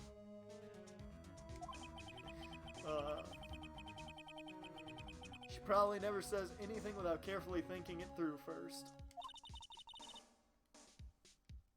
We need to hold an English class. Oh, yeah. So what is English for hello? What is English word to announce self? Hola. No, senor, then. That is Spanish, and then be like, oh, God, I forgot English words already. That English class would be terrible. Thank you for your discretion. Discretion, not discretion. That's something different. Discretion. Discretion is different. I don't know what entirely it is. I think I know what it is. I'm not gonna look it up, but it's different. English! Oh, don't you love it? This is why you watch the late streams. To see my English just break down. And become nothing. Mr. Nick, can I ask you something? What is it, Pearls? Miss Andrews has been playing with that card in her hand since a little while back. Holy shit, you just brought up something that they never bring up. Something that a character does while they're being questioned. That's cool. That card. Yeah, I guess she has. Miss Andrews, what is that card you're holding? Huh? Oh, this? I don't quite know. It just suddenly appeared in my handbag. We're dealing with Toby. That's the only likelihood. We're secretly dealing with Toby. Cause look at that spiral on the seashell. You can tell it's the face mask. We're dealing with Toby here. I knew it. I knew it the entire time. Phoenix Wright has connections to Naruto. I knew it. What is it? It looks like a seashell. That's what it looks like, doesn't it? I honestly don't remember owning this card. I wonder where I picked it up from. Her not remembering something clearly sounds like it would be a rare occurrence. Well, I must be off. I leave Mr. Ungard in your capable hands. Yeah, they ain't so capable. Hey! We talking to Pearls again in the hallway? Well, I think we've gathered about all we can. I would like, though, legitimately, to talk to Matt Ungard again. I'm just saying. What about Mystic Maya? Is she alright? Oh, Pearls. She looks so worn out by all this. She hasn't slept at all. And has been walking all over the place with me today. What's wrong, Mr. Nick? Let's go back to the office for a little while. You're really tired, right? Oh, no. I'm okay. Really. I'm fine. I really am. You don't look fine to me. We'll stop by, get some ramen on the way home, maybe some burgers. We'll be good to go. Go back to the office. Just chill. I don't know why I'm going back in here. I really don't have to. God damn it. That was a misclick. There we go. Well, we got nothing more to say to you, Mr. Powers. Thank God, nothing more to say to you. As we're leaving, we're heading back to the office, and all you hear, very muffled from behind, because it's exactly as we're leaving. Hasta la vista. That's not German, you know.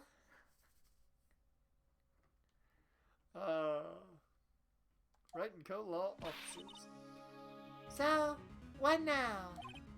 Well, we did find one thing out for sure. Ms. Andrews has a motive.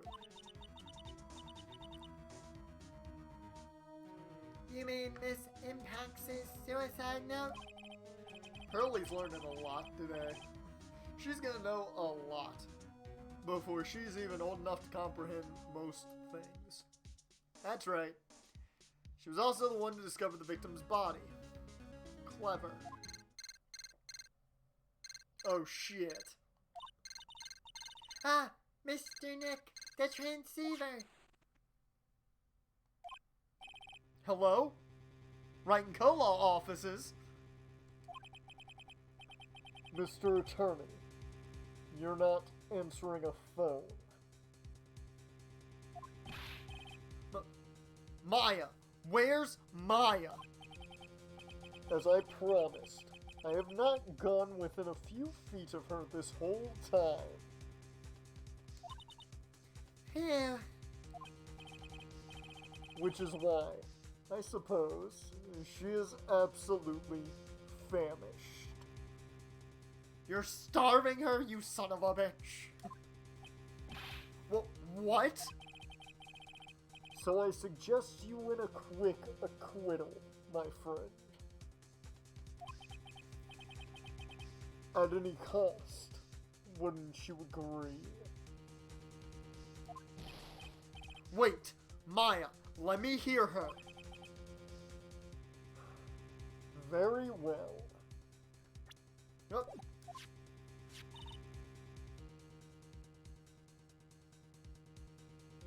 Oh, that's Maya. I wasn't sure who it was because it was green text. Ask my... Maya, is that you? sis! Ask my sis! Well, shit. You know what that means. Maya! Maya! Damn it. He cut me off. Mystic Maya said, ask my sis, didn't she? Sis? What does she mean by that? Oh, shit. Jets are expected to hire Sala? I mean, that's a good hire. It's the Jets, so who knows how it's going to go. But that's a good hire. That's a big loss for Detroit because that's who everybody in Detroit wanted.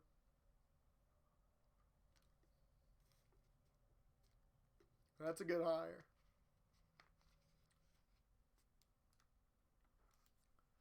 And he gets a solid defense to work with. They have to really, though, fix their weaknesses, aka their secondary, for the most part. Come on, Phoenix. You're a hopeless one. Sorry. Mia? I have a message from Maya. So come ask me anything you want about her. What the fuck's going on? How's Maya? She's safe. For now. That kidnapper is one to keep this world. Or, that kidnapper is one to keep his word, it seems. Glad to hear she's safe. But Mia, how did you know? As soon as she was locked up, Maya called for me. I read the note she left. Then I gathered as much information about her surroundings as I could. I didn't know you could spirit channel like that. Pretty smart of her. I didn't know you could use spirit channeling like that. Pretty smart of her. The kidnapper. What's he like? Is he single? Phoenix is asking for a friend. I don't know. Apparently, Maya went to answer a phone call at the phone and was drugged there. Damn. Chloroform, I take it? And she didn't see the face of her attacker. Ugh. Maya's locked up in a very dark place right now. I'll tell you everything I heard when I was with her. When you were with her? Date unknown. Time unknown. Location unknown. Pokemon unknown. Yeah, I'm starving. I could really go for some apple pie. It's delicious. It's an American pastime, damn it. I'm not a big fan of apple pie. Give me pumpkin, personally. I mean, at a time like this, sweets are the only way to go. I have to stay positive. He promised he wasn't going to kill me. I'm not going to die. Sis, I wonder if you're with Nick right now.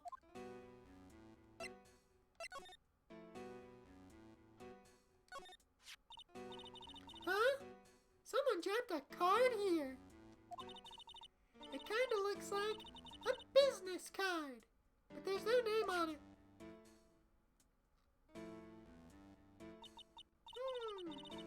It's a picture of a seashell, I think.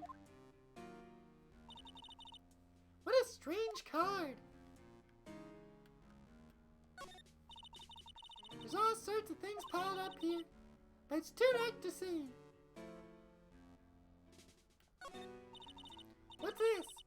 Feels like there are a lot of glass bottles here, and these, they feel like barrels. I'll pass. Too bad I'm really hungry and not really thirsty. Maya wanted to get drunk. She was thinking about getting just hammered. Drat! It's locked. This door's lock seems easy enough to open. On TV, the hero always uses a plastic card or a stiff piece of cardboard. Then, click! They magically open the door. I wonder if there's a card like that around here I could use. Ah! That's it! The show card! If I use this, maybe I can get the door open. This might be my key out of here. I had a feeling this card might be useful. I'm such a genius.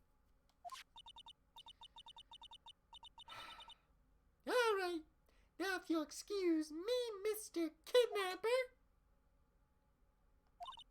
I did it! Okay, now I'm getting the heck out of here. I shouldn't keep Nick waiting. Or worried.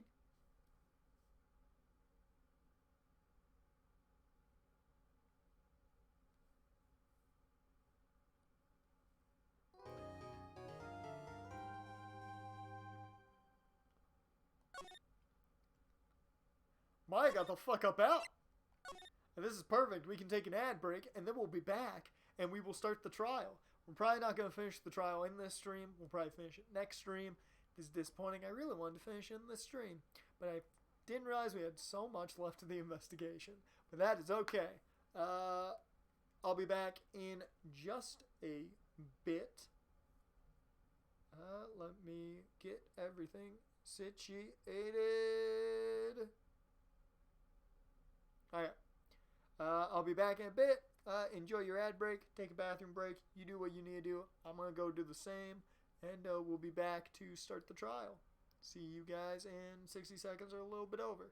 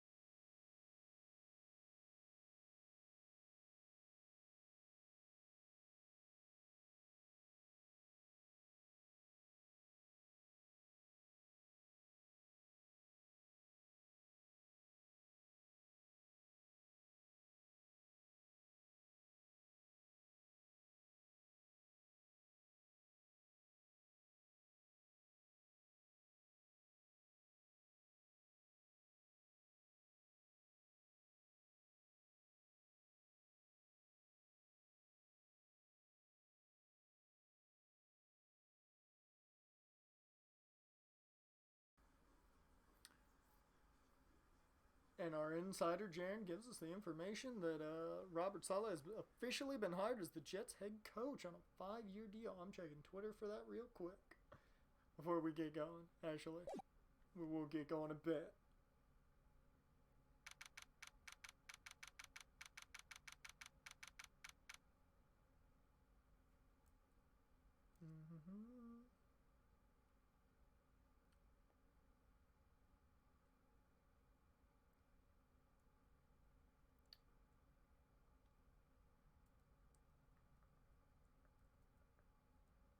Oh, yeah, there it is.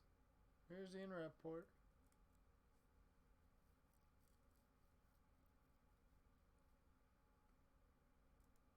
Alright. I'm going to answer a tweet. Whoops.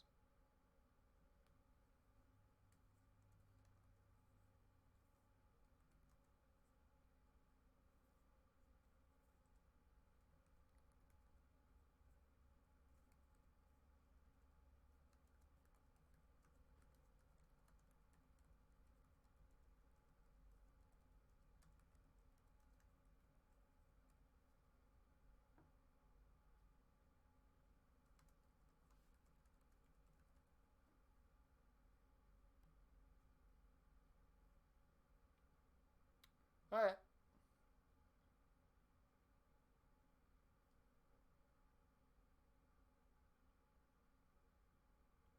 Oh, they've reached an agreement in... Oh, never mind. It's official. Agreement in principle. That's in principle. That don't mean much. It's gotta be full on. Saleh is also expected to take 49ers pass game coordinator Mike LaFleur. Hey, that's a good get right there. I don't know how good he is calling plays, but I think that's a pretty good hire for OC. March 22nd, 9:47 a.m. District Court Defendant Lobby Numero 3. Like, Adrian did it? That's what it looks like. Dude, no way. That woman couldn't do anything like that. In court today, there will be a mountain of evidence that will implicate you. A mountain of evidence? Like, bro. I'm certain there's someone out there trying very hard to pin this whole thing on you. Please, Mr. Lawyer. Dude, like I said yesterday, I'm refreshing like a spring breeze. Alright? I can't let any sort of scandal ruin that. I understand. I can only think this has to be one guy. It has to be one guy. Okay, what conscience did you hit this morning? That's a good question. What did he hit this morning? That's a great question. Well, it's almost time. Never mind, it is not who I thought it was. It's Mia. I thought it was gonna be fucking Edgeworth showing up, seeing if we wanted his help. Fuck. Okay, never mind then. That voice didn't work. Mia, we must get a complete acquittal today. I know. But I can't focus on Maya's situation right now. Or Pearl's either. No matter what, I have to focus on winning this case by the end of the day. Mia's still with the G-cups over here. Yeah. Indeed. Well, let's get going. Oh, shit. It's him. This is Wright. Good morning. This is it, Mr. Attorney. The day of the trial. Maya, she's unharmed, right? Well, when I checked on her earlier this morning, she seemed a bit, how shall we say, tired. Whoa! Well, I don't know what that insinuates by any means, but some insinuation of that could be taken the very wrong way.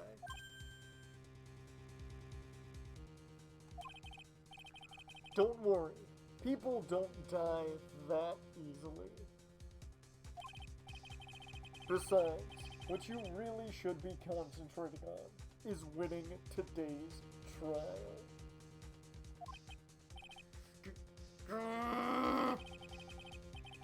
For my sake as well as yours, you must win today's trial. Which is why I sent you a little present this morning. Present? What in the world would you want to give me? You'll figure it out once the trial starts. And even if you don't like my gift, I expect you to graciously accept it and win the day's contest. If you please. Wait! Fucking... The kidnapper sent me a present? Like Mr. Lawyer dude. Who was that? Like he sounded totally gnarly. No one. It has nothing to do with you, so forget you heard anything. Dude, did your nose just get longer? You should check a doctor. March 22nd, 10 a.m., District Court, courtroom number 3. Where's the prosecutor? Court is now in session for the trial of Matt Ungard. Are the prosecution and defense ready? The defense is ready, Your Honor.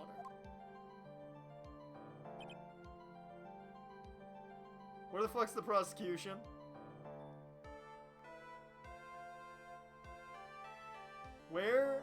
the fuck is the prosecution? I say, Mr. Wright, what happened to Miss Von Karma? I don't know, Your Honor. Why are you getting mad at me? Your Honor, please be quiet, bailiff. Court is in session. You must tell me something. Please keep it brief. Now then, what is it? Prosecutor Von Karma has...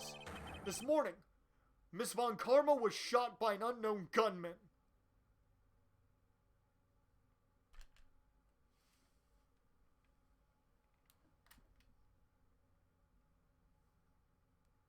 Straight up unplug my headphones.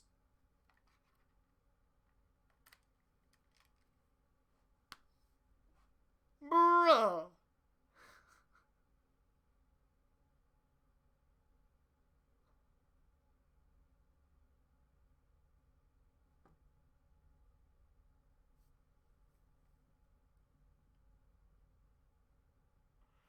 I can't believe.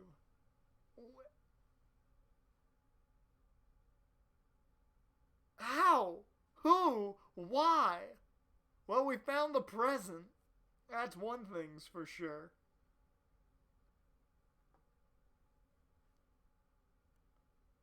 What the actual fuck?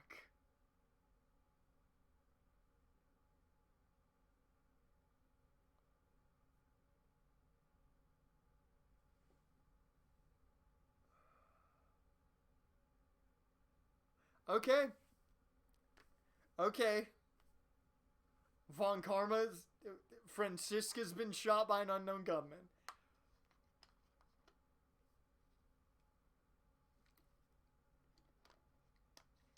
Like, if you had told me what's the craziest thing that could have happened, I wouldn't have even come up with that.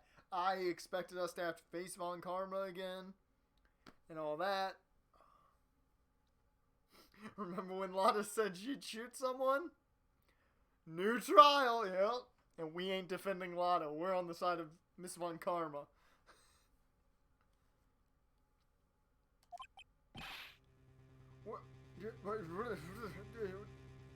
What? I'm putting this in my fanfic, but what? Shot? Somehow, I think this is the present the man was talking about. His present? Miss Von Karma is one of the top prosecutors in the country at the moment. If she were to disappear, it would be to your advantage. This is totally insane. But Phoenix never lost against her. Yeah, I know he's undefeated. Unless there is only one other person Phoenix is undefeated against. Well, there's two. There's Tutorial Prosecutor, and of course, our boy. But we'll see what happens. Miss Von Karma, is she alright? I don't have that answer. She's alive and in stable condition. That's good. Whew. You're... I thought he'd show up. Your Honor, due to the circumstances, Miss Franziska Von Karma cannot appear in court today. I, Miles Edgeworth, will be taking her place. The prosecution is ready. Naturally. Bruh! What a return! What a return! Oh, who would have thought? Who would have thought? Miss Von Karma was shot in her right shoulder and is currently undergoing surgery. Luckily, I have looked this case over and am familiar with the details. The prosecution seeks to prove the guilt of Mr. Matt Ungard. The court acknowledges the prosecution. Right? I finally found the answer I was struggling for on my long journey this past year. Fucking finger. By the time this case comes to an end, you too will know the answer. Oh! Now then, the prosecution would like to call its first witness. Please bring Detective Gumshoe to the witness stand. Hey Gumshoe, what up? Witness, your name and occupation. My name's Detective Dick Gumshoe, sir. I'm a detective down at the precinct. For now. For now? After this trial's over, I'm supposed to turn in my badge, sir. Detective Gumshoe? The prosecution has no need for a depressed witness. Lift your head up and face forward like a proud officer, Detective Dick Gumshoe. Yeah, your nose? You're right. Yes, sir. Yeah. I'm lifting that head up.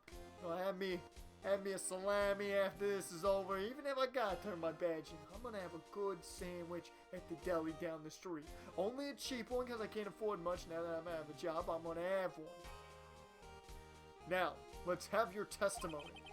If we want to explore the various facets of this case, we must start with that. Get ready, Phoenix. This is going to be one very rough fight. Yeah. It would have to be with Edgeworth as my opponent. The answer he was struggling for. Interesting. Show me this answer you finally found, Edgeworth. Bare facts of the case. This murder happened after the Hero of Heroes Award ceremony, sir. The victim, Juan Carita, was found dead in his hotel room. After looking into the cause of death, we believe he was definitely murdered, sir. At first, we thought there was something suspicious about the empty guitar case, so we shot it right out of the airlock. It was sus. Very sus. However, we later found out that the guitar case had nothing to do with the murder. At least that's what we think. Ugh. Yes, I see. After the award ceremony ended, the victim was alone in his room. Yes, sir. Both the victim and defendant went alone to their rooms, sir.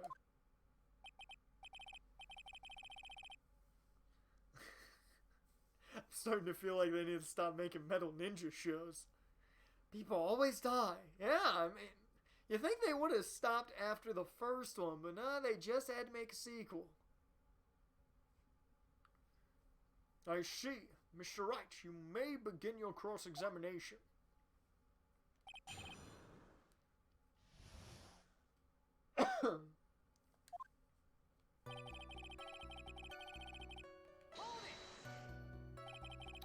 Would you please give us a brief timeline of what happened after the ceremony? Okay, pal. The ceremony started at 6 p.m. It ended around 8 p.m. Then there was a short break. A special post-ceremony show was supposed to start in the lobby 30 minutes later. That's when the victim's body was found, correct? Which is to say the murder occurred during that 30-minute break period. Please continue with your testimony, detective. The person who discovered the victim's body was Adrian Andrews, correct? Yeah? Who is this Adrian Andrews you're talking about? I like the name. It might go in my fanfic. She's the defendant, Matt Ungod's manager. She's the real pretty lady, sir. Well then, so she's a pretty lady. Wonder if she will grace us with her presence. She's definitely going in the fanfic, no matter what. When the post-ceremony show was about to start, she went to get Mr. Ungod. Judge, you're a perv, ain't you? I think we've already clarified that after the first trial we were at. After visiting his room, she next went to the victim's room to get him for the show, sir. I see. That's when she found the victim's body. The looking into the cause of death, we already read that. The cause of death. Wasn't that because Mr. Kurita was stabbed in the chest? Only a careless amateur will believe something so brainless as that, pal. Taking a good hard look at the crime photo. Now real pro's attention will be drawn here to this bandana. Bandana. His bandana, sir. That's the thing wrapped tightly around his neck, sir. Ah, yes, I see. His banana scented bandana. Then what about the knife? My voices are getting all compiled into one. It seems to have been stuck in the victim's chest on purpose after his death. We have a crafty murderer on our hands here. Okay.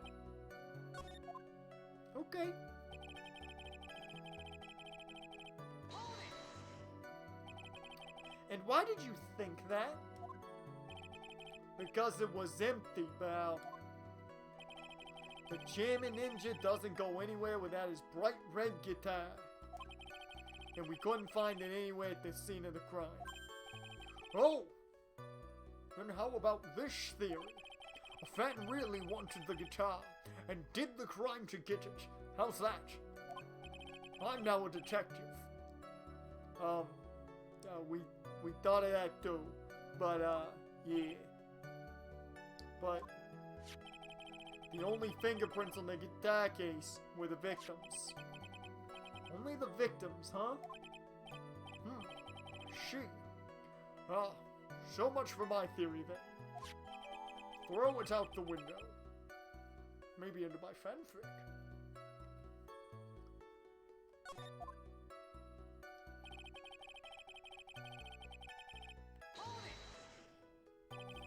What convinced you it had nothing to do with the case? The guitar wasn't at the Gatewater Hotel that night. Well then, where was it? The bright red guitar was eventually found at the TV studio. The victim, Juan Corrida, had apparently only taken the case with him, sir. So you mean he forgot to put the guitar inside the case? Yes, sir. Even when he was on stage for the ceremony, he didn't have his guitar. So that guitar case was empty even before he got to the hotel. Yeah, that's right. So it really had nothing to do with the case after all. I believe that is enough. First, the victim was choked to death with his bandana. Then, after the victim was dead, the killer deliberately stabbed him with a knife. Yes. She. Which brings me to my next point. Why then did the police arrest Matt Ungard? Because there was reason enough to suspect him. Oh, Lord. Here it comes. Looks like Edgeworth's back in full swing. Very well, Detective Gumshoe. Please testify about this matter. Yes, sir. Why arrest Ungard? Matt Ungard and Juan Corrido were huge rivals with each other. They each thought the other guy was in his way. That's motive enough in my book. As for evidence, there's Jamming Ninja's butt. It was ripped off of the ninja costume and was found in Mr. Ungard's hakama. The defendant's fingerprints were also all over the knife. The defendant brought the knife for the crime. Or the defendant bought the knife for the crime. I thought it was brought it. but that seemed to make sense to me. Never mind, I'm just overthinking what they should say. We've had too many errors with this dialogue before that now I'm questioning dialogue at times. I shouldn't be doing this. Somebody stop me. Which makes this a premeditated murder. It's just gonna end poorly if I'm overthinking dialogue.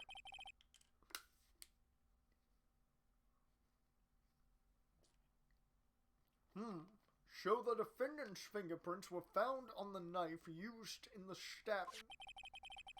It was sort of sticky on the handle, so the fingerprints came out pretty clearly, sir. And there's this button that was found in the defendant's clothes, was it? And is this button also covered in blood? Yes, and we know that the blood on it is the victim's blood, sir. What? Oh. Okay. All of this points very clearly to the defendant, doesn't it? Yes, it most certainly does, Your Honor. Ready to give in yet, right? Huh. I'll find the hole in your argument somehow. You can press as hard as you'd like. Just hurry up with your usual pointless questions. He's got a grr. He's got a grr at him. I don't know why, but he's got a grr at him. Mad on God, and yeah, we know this. I read that. Too caught up in reading too much. But in terms of popularity, Mr. Ungard won. Did he not? Yeah, but you know that's what's ironic, pal? Juan Corrida was always one step behind Mr. Ungard in everything. This year it seemed like he'd finally caught up, ready for the big final showdown. But Mr. Corrida lost the Grand Prix in the end. That is too bad. Must have been pretty downhearted after losing.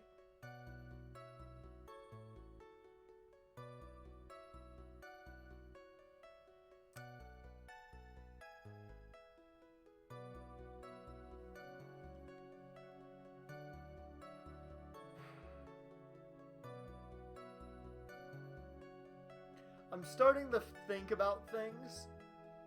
I'm overthinking it probably totally already. I'm wondering if it's all gonna collect to a certain finale. I don't know if it will or not, but we'll see. We'll see. That would make sense. I'm not gonna talk it out because I don't think I'm right on it just yet. But I've got an idea. How exactly this whole thing played out. Wait just 1 second there. Mr. Ungard was beating Mr. Corrida in the popularity polls. Well, yeah, I guess, but... Which means that in the defendant's eyes, the rival was not a rival at all. Which means he had no motive to kill at all. Yes, I quite agree. Well, detective, you know, it's not, well, I guess if you put it that way, then yeah, the defendant would have had no motive. Detective, I'm beginning to see why you were fired. Yeah? No. Not you too, Mr. Edgeworth, sir. That's, I look forward to your pension negotiations. No! Now, detective. Let's continue with the testimony. No! Not my poor pension, though. Detective, if you value your money, I suggest you proceed. Yes, sir. We can talk about my pension later, sir. What about what I was saying? Hello? Anyone?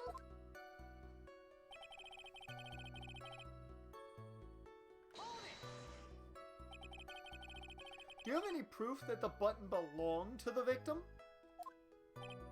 Huh? What do you mean, pal? Oh, let me put it this way. I'm asking you if you have any evidence to back up your claim that this button was ripped off of the Jammin' Ninja's costume. Huh. But can't you tell by just looking at it? And the victim's blood is on it too. Anyone could have smeared the blood on there afterward. Mr. Edgeworth, help me, sir. Alright, I knew it had to be this piece of evidence. Now to reel this one in. Thread. Huh? The button was attached to the costume by thread, obviously. And that thread snapped when the button was torn off. If you match up the ends of the thread on the costume with the thread on the button, it's a perfect match. Damn it. That damn Edgeworth, he's good. Yeah, that's it. They're a perfect match, pal. That's Edgeworth for you. Never misses a beat.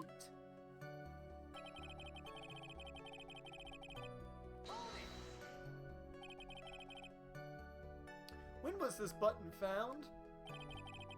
Pretty soon after the body was found.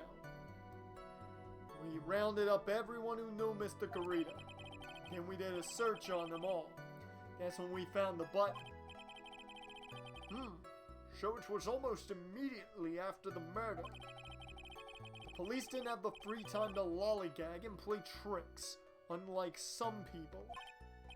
Hey! What is he trying to say about me here? The defendant's fingerprints were also all over the knife. How were the fingerprints arranged on the knife? Huh? What do you mean, pal?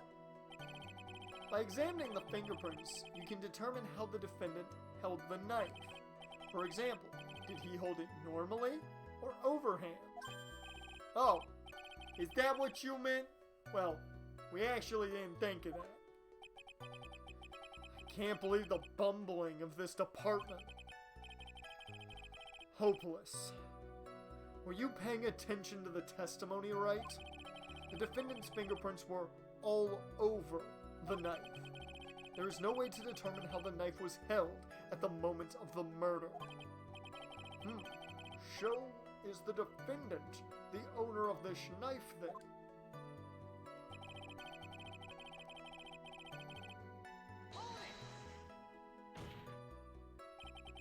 There is no way this was a premeditated murder, even if he bought the knife. Sorry, pal. This isn't some pocket knife. It doesn't fold, so it's not great for walking around with either.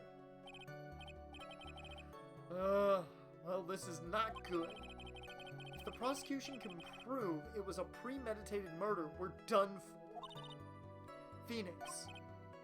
Yes? There's something very interesting about what the detective said just now. Think carefully before it's too late. Button covered in the victim's blood, and a knife with Unguard's fingerprints. Be grateful. If the judge were more rash, he would have already pounded his gavel in closing. We're still in a world of trouble. Well, before any battle, you must find your enemy's weakness. So let's find the weakness in this testimony, no matter how small it may be. Okay, Phoenix?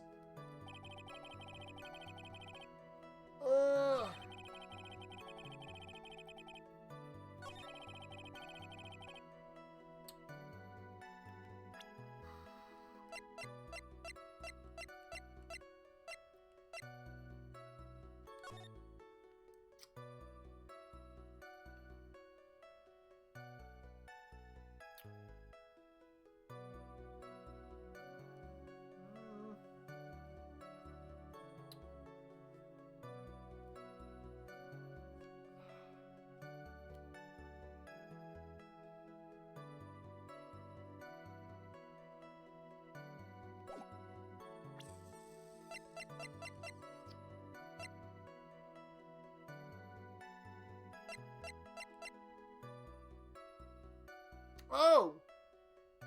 Okay. There we go. I got it.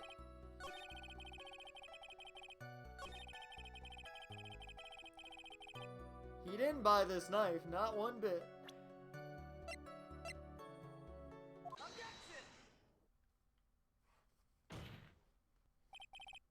Look at me actually looking over the evidence and finding the one thing I need to find to figure it out. Look at that. I actually thought that one through. Can you believe it? Can you believe it? I can't. Especially after the way this stream's gone, stupidity-wise. Wait a second. What? What? So the basis of your argument that this was a premeditated murder is simply that my client bought a knife beforehand? That's right, pal. The defendant did not buy this knife. Huh?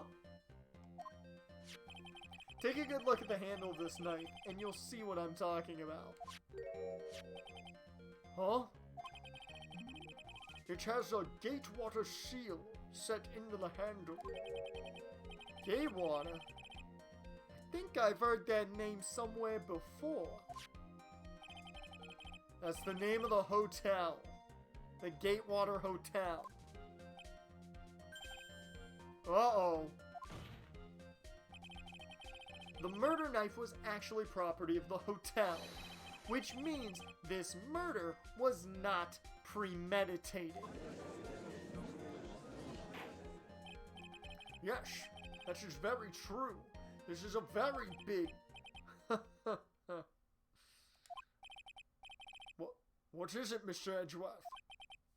I'm sorry, but the defense is simply too careless. What?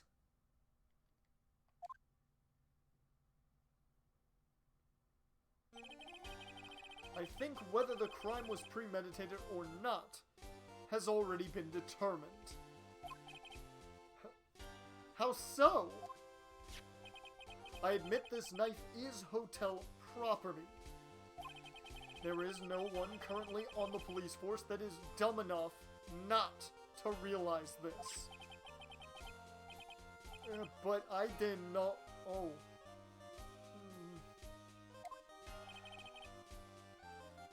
The question is, where did this knife come from? Why, that's obvious. It came from the victim, Mr. Corrida's room. I almost called him Mr. Corona. Sorry, Your Honor, but that is incorrect. The victim ate a last meal before he was murdered. With that being the case, I would like to draw the court's attention to what is on top of the table. Fuck, the knife's right there. There was your knife and a fork on the table. Then, where in the world did this knife come from? If it pleases the court, I would like for us to recall the room of the defendant, Mr. Matt Ungard. Yep. Damn it. Oh, D'Amico Ryans is the defensive coordinator? Okay, that's cool. That's cool if D'Amico Ryans gets to be a DC for the 49ers. That's awesome. That's awesome. God, I'm feeling so old that all these guys that I used to watch are now being coaches. Oh, man. Give Gerard Mayo the head coaching job for the Eagles. Do it.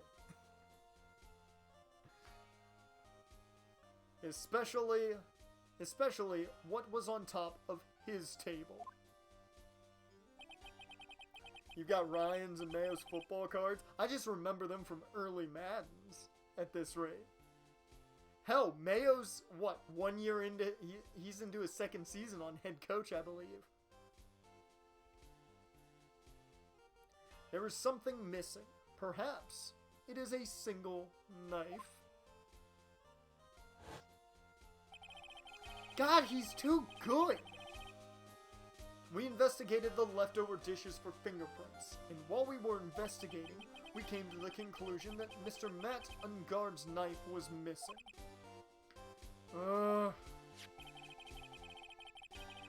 Mr. Ungard had gone to the victim's room with the knife he had used during dinner. Now you got the 2010 football set with Mayo and Ryan's. Nice. Nice. Why would he carry a knife on a visit? To kill, of course. And with that, I believe the prosecution has proven this was a premeditated murder. Oh, he's too good! Amazing, Mr. Edgeworth. Absolutely brilliant. A brilliantly clear deduction. Maybe they had steak and there wasn't enough knives, so he brought his own. Nope. They did have T-bones. I do believe they had T-bone steaks. But, I don't think that's the case. You make a good argument, Jaren, but it's very stingy.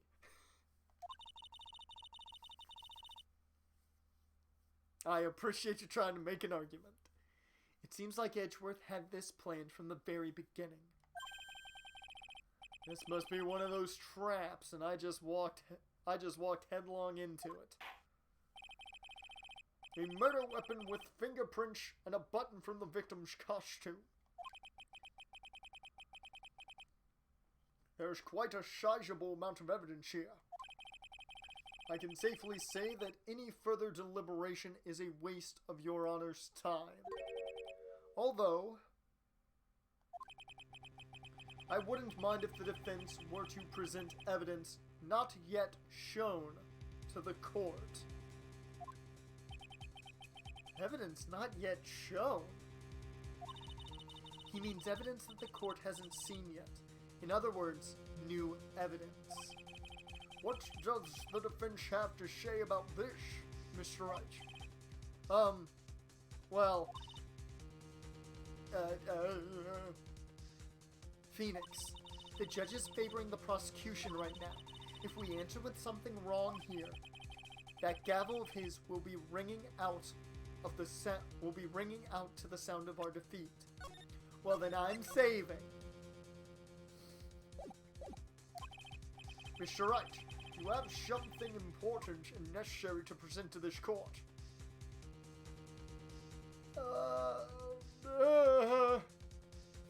I think in all legal matters, this trial would be postponed since the original prosecutor, got shot.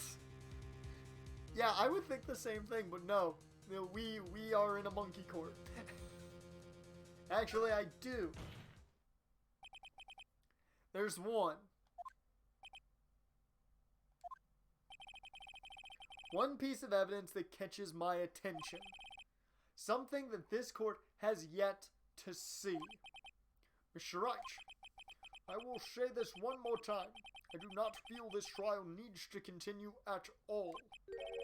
However, I'm giving you one chance, and only one. What the judge is saying, Wright, is don't try pulling one of your usual bluffs here. If I mess this up, it's curtains for all of us.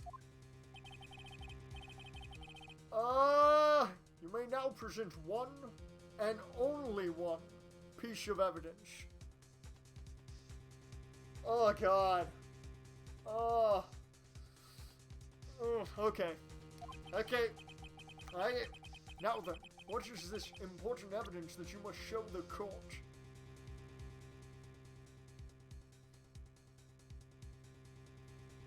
Okay.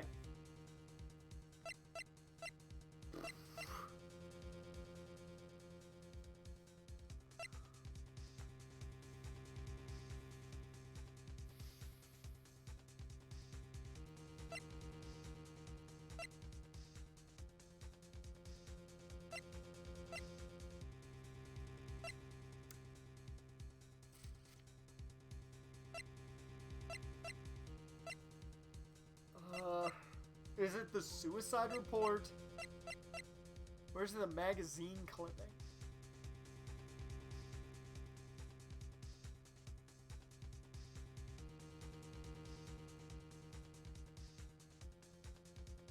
don't think that shows enough. Like, that might even shed even more of a light why. That makes Matt look even more guilty. Ah, fuck it.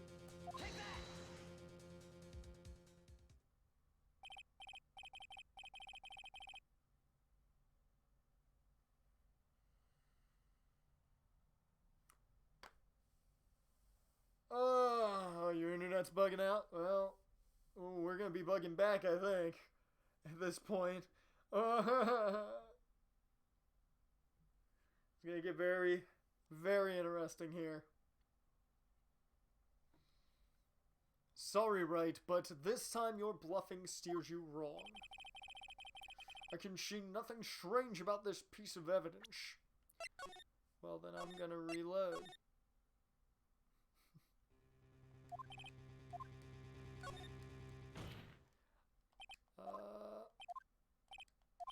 Let me get to the... Let me get to the point here. So I can be right here for when I mess up again. Because I know I'm gonna mess up again.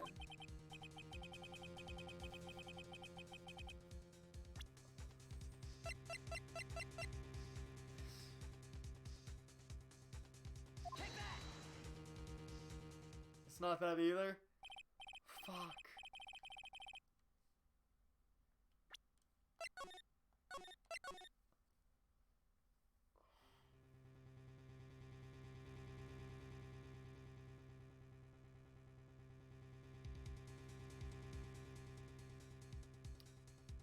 Okay. Okay, so we need a piece of evidence that essentially they have not seen before.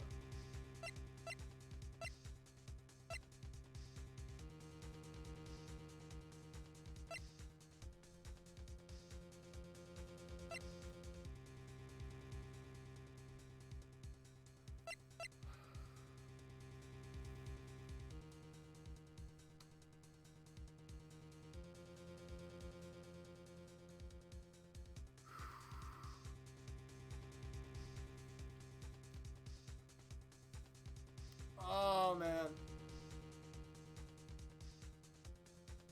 Richard Sherman will not head to an East Coast team this offseason. That is a weird report to give out.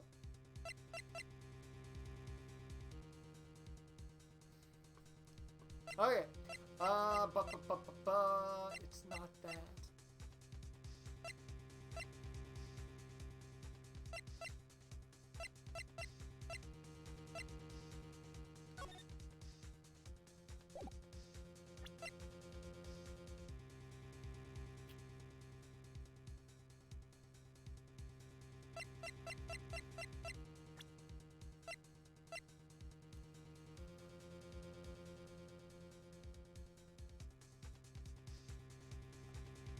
Already talks about her.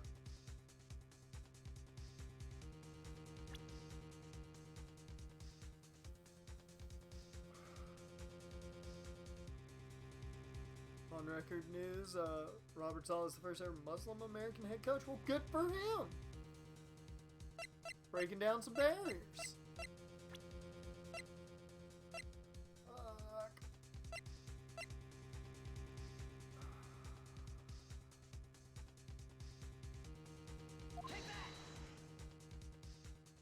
It's not that either. Fucking shit.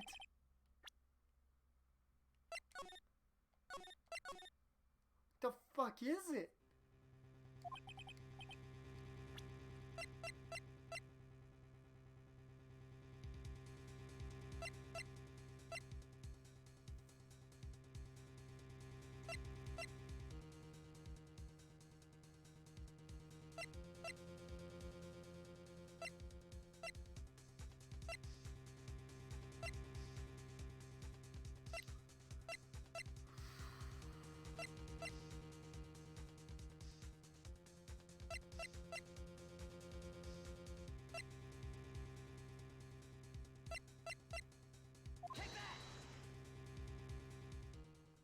No.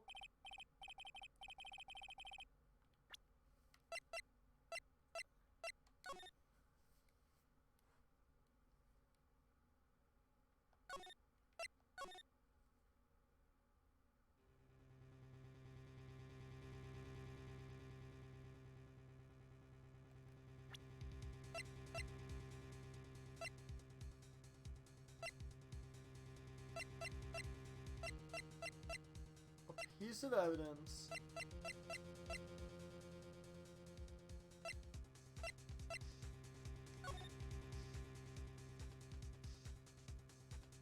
I don't know, for some reason I felt like checking that. I don't know why exactly I felt like checking that, but I felt like checking that.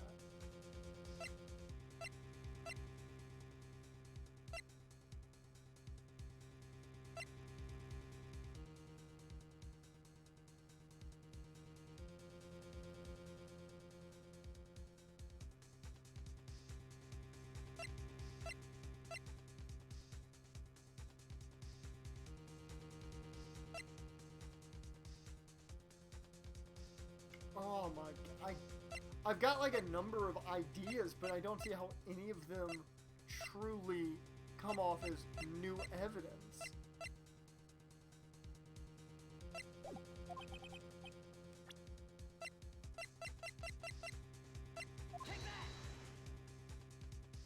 Nope, that one didn't work either.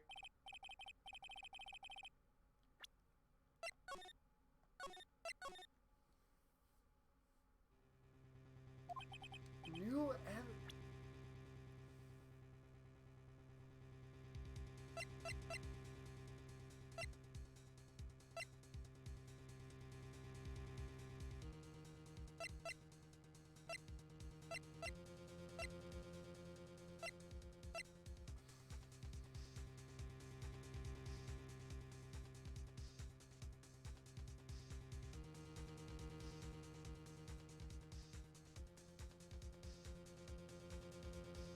I gotta find that big brain. I gotta find that big brain. I did it earlier. I read through everything.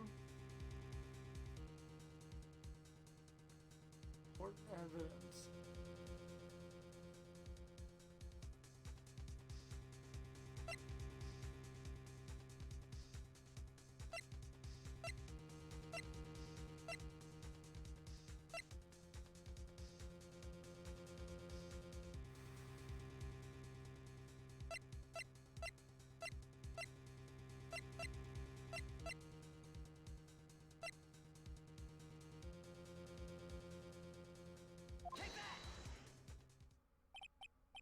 Okay.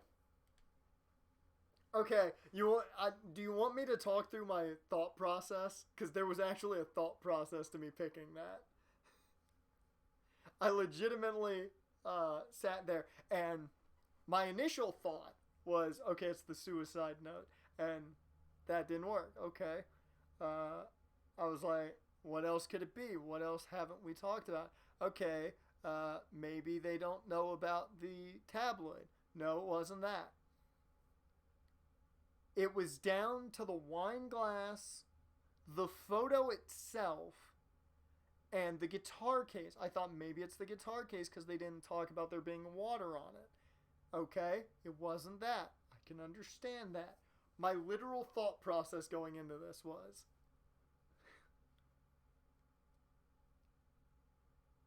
why the fuck would we even show the wine glass if it wasn't gonna dumbfound everybody that it's fucking important that nobody touched it?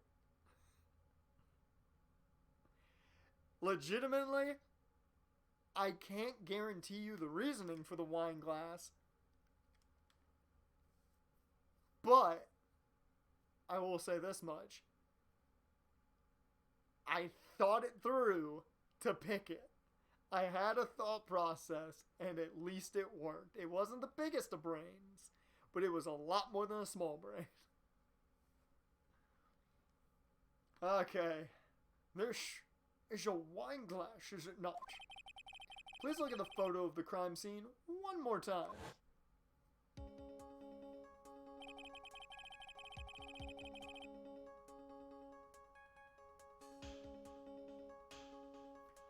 The scene is a mess because of the victim's struggle against the assailant.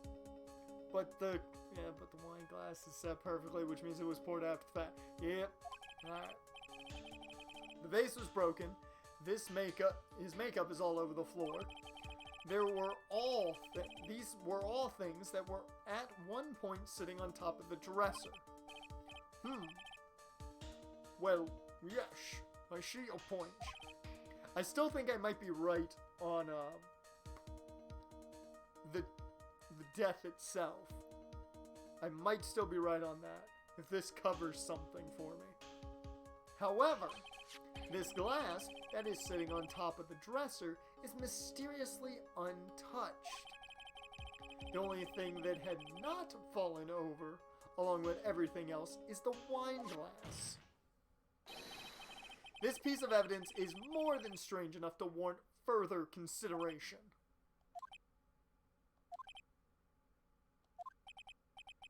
Well, what do you all have to say?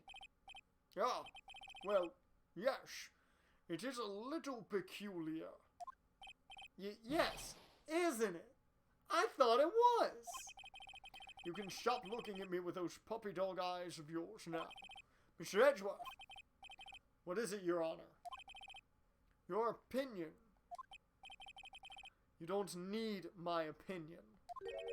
Because there is no special meaning to that glass. What? It's safe to say that that glass was set there after the crime took place. By the person who discovered the body, Adrian Andrews, for example. She could have easily been so shocked that she set the glass down without thinking. That does sound very plausible, Mr. Wright. Could Miss Andrews really have set that glass down without thinking?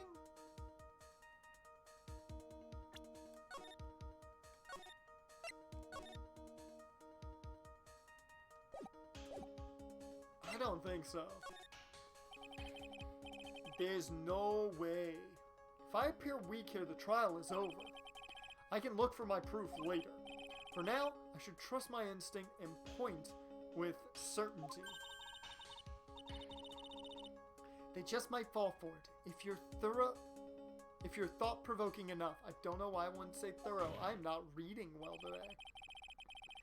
The defense would like to challenge the prosecution's theory. We would like to see something that proves it was Miss Andrews who set the cup on the table. You've turned the situation on its head yet again, as usual. Mr. Edgeworth, do you have any proof to back up your claim? There's no way he has any. He's just bluffing. Unlike Mr. Wright, I'd never say anything unless I have the evidence to support it. What? You're not thinking hard enough today, Wright. Did you think this wine glass escaped my notice? Then...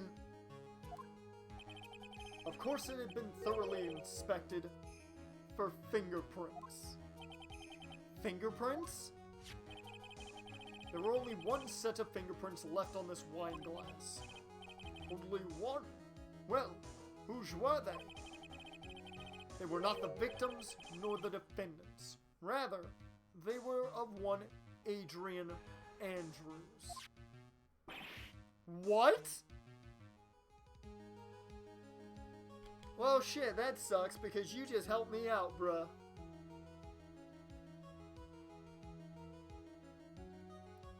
That really sucks for him, doesn't it? Because think about what's in that glass. That glass has tomato juice in it. The tomato juice was in the fridge and on the table. In what room? Look at that. Unless that was placed there beforehand, or after the fact, possibly. He's got nothing to tell me she wasn't in that room with him before he was dead. What? That is why I said that the person who had discovered the body had left it there. Are we done here, Mr. Wright? Can't believe I fell into another trap. Miss Andrews was probably holding the glass when she went to see Mr. Correa. But upon seeing his dead body, she was stunned and set the glass down on the dresser. What you just said makes a lot of sense. Tisk, tisk, tisk. Now do you see, Mr. Wright? You can't change any part of my scenario as it explains everything all too well. I've thought long and hard this past year about what it means to be a prosecutor. From here on out, I will show you the answer I have come to discover. Wait a second, Mr. Edgeworth. I think the prosecution has provided enough evidence for me to enter my verdict. Unfortunately, I cannot allow you to pass judgment yet. The prosecution has yet another witness we would like the court to hear from. Another witness? Yes. Bailiff, please bring in the next witness. What in the world is Edgeworth thinking?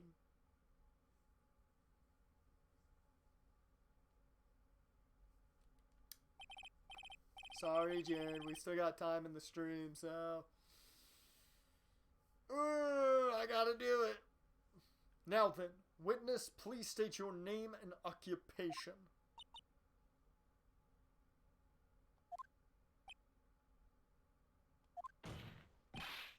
Witness, your name and occupation.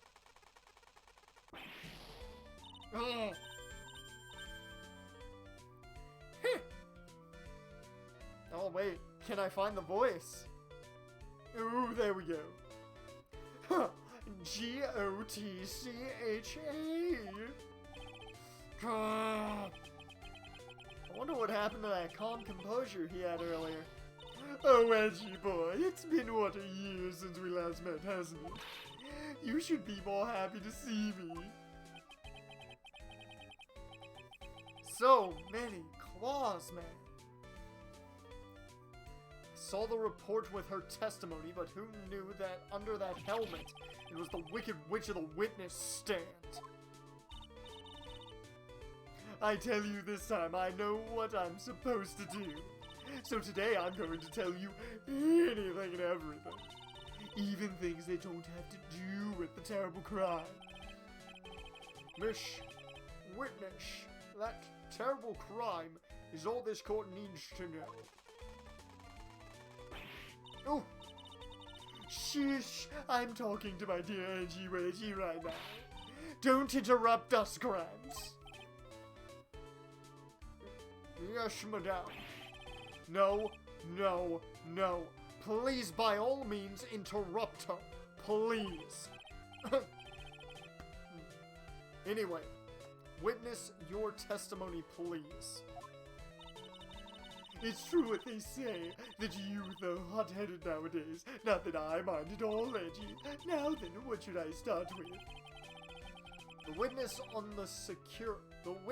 was on security detail at the hotel on the night of the murder.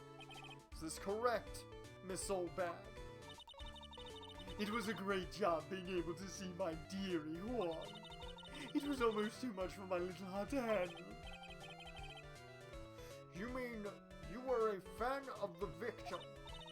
Look, everyone is crazy over that in-god saying he's cute in a fresh way or something. But not me. I wouldn't say anything so silly. After all, I have no interest in a little child like him. I'm only interested in a real man, Juan Corrida. But they both were the same age. Anyway, as I was saying, I was pacing in front of his room that night. Very well. Please tell the court what you witnessed the night of the murder. Leave it to me, Edgy Poo. Oh, God.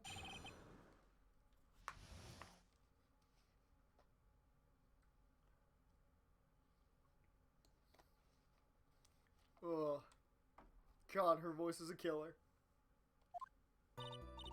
Anyway, after the ceremony, I went to pace around in the hallway in front of his room.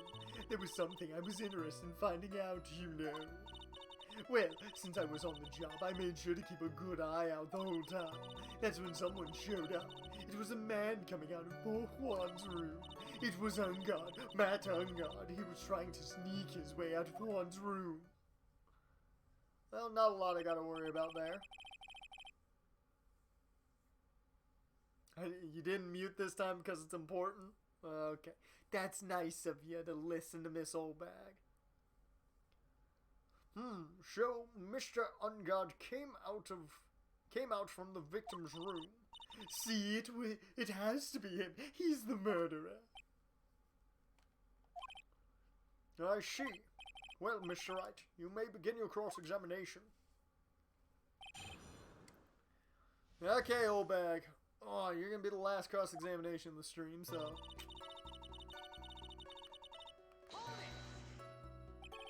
Miss Oldbag, what was your post on that night? The lobby. I was supposed to help set up the stage for the trifling show. But I refused to help. I'll have you know it was for that lead-headed samurai show. Oh, she put the mask back on. You know what that means. Wait. Okay, I had to find the voice. Huh, I even took out a few of the nails. Maybe it was a good thing the show didn't go on. Besides, that manager with the glasses seemed to be working hard at it without me. So I thought I'd take a break and spread my wings a little. And that's when you went to hang around the victim's door?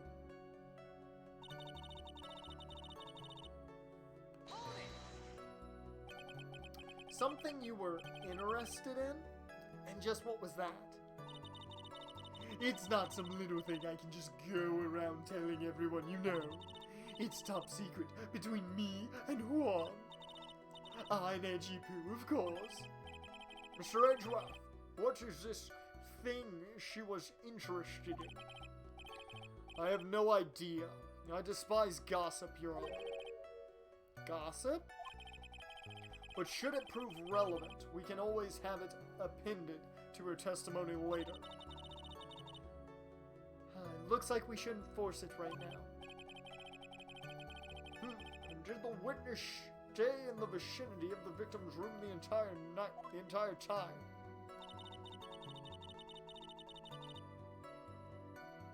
I don't know how much she's got. I think it's only 2. Okay. She's got about 3 or 4. Oh, then would you tell us the number of people who went in and out of Mr. Kurita's room? I have no idea.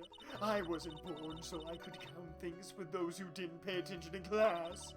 That's why ever since I turned 20, I quit keeping track of how old I really am.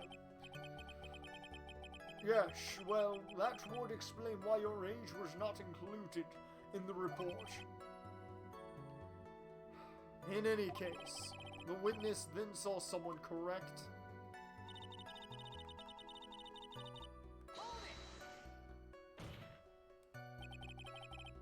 Who in the world was it? I'm not allowed to say. This sort of information has to be carefully guarded from the masses, Sonny. The man that came out of Juan's room? It was...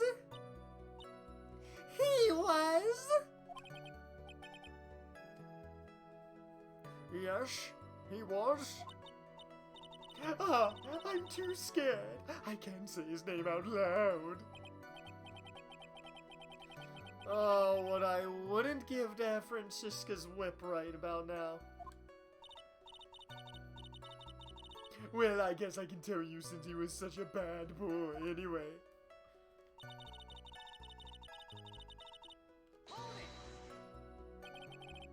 You saw my client. Are you sure about that? Yes, Really? Annoying brat. When I say I saw someone, I saw that person. Why do I get a sense of deja vu? Hey! It all comes right back around, don't it? It all comes right back around. Maybe to avoid a repeat of last year, I should delve into this a bit further.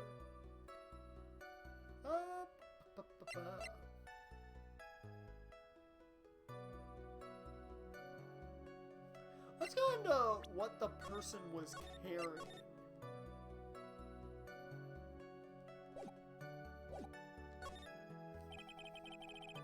What was the man you saw carrying? In which hand, his right or his left? Now this is a real mess. I mean, I can't be expected to answer such a vague question. Indeed. Please be more specific with your question, Mr. Wright. Sorry. What was the man you saw carrying in his right hand? Ah, he wasn't carrying anything in that hand. And how about his left? Oh, it was empty. Well, this whole thing has been a lot of nothing. Show, Mr. Wright. Was this testimony just now important or relevant in any way?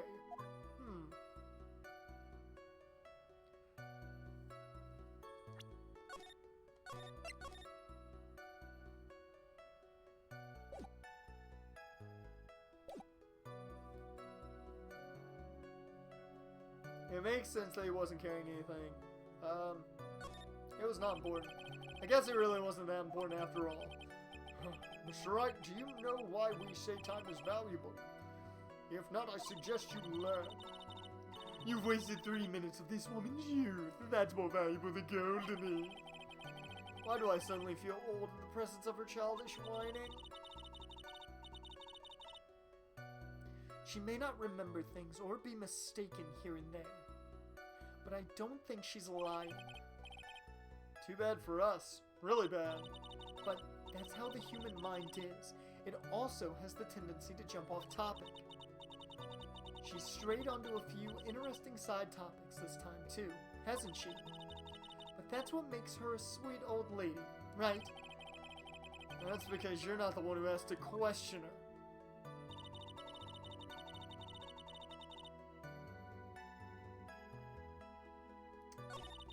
Alright. I think we have to...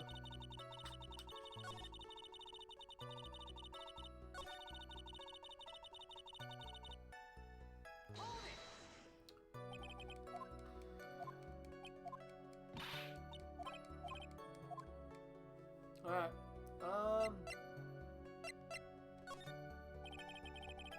Please tell the court about the man's face in more detail. You don't need me to tell you about his face. That soft, gentle look in his eyes. And that... effeminate? Effeminate lips. God damn, I can't read tonight. Oh, I'm having a hell of a time. That soft, gentle look in his eyes and his effeminate lips. His right eye covered by his silky hair, his sparkling teeth. His teeth were... shining? Well, he's shining all around in this week's pinup poster, dearie. This week's pinup? Why do you... I mean... I don't care how he looks in this week's issue. Please stay with what you saw that night. What on God's face is that same no matter where it is? You know, you whippersnapper. It's getting too late. I'm gonna have to call it sooner or later. Show, Mr. Wright. Was this testimony just now important or relevant in any way? I don't think it was really all that important.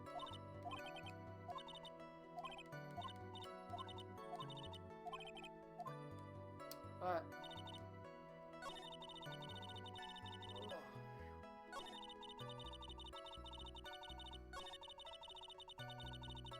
Okay.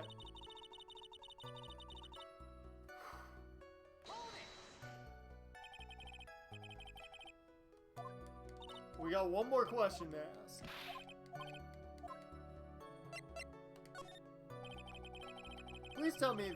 Please tell the court the man's clothes in more detail. What a troublesome man you are, really, as if something like that matters. But it does. Now what was it? Oh yes, it was that thing.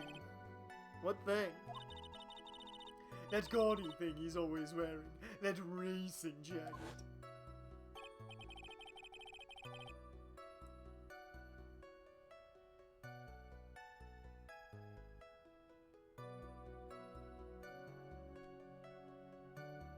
Thank you, Miss Olbag. That's fantastic. Okay. Ah, he was wearing that at the detention center too. That thing's meant for nothing but seducing women out of their pantaloons. Men. Right. So, Mr. Wright, was this testimony just now important or relevant in any way? It was very important. Or at least I think it was very important. Because if he was wearing that racing jacket, he didn't have on his gear. Of course it was important, Your Honor.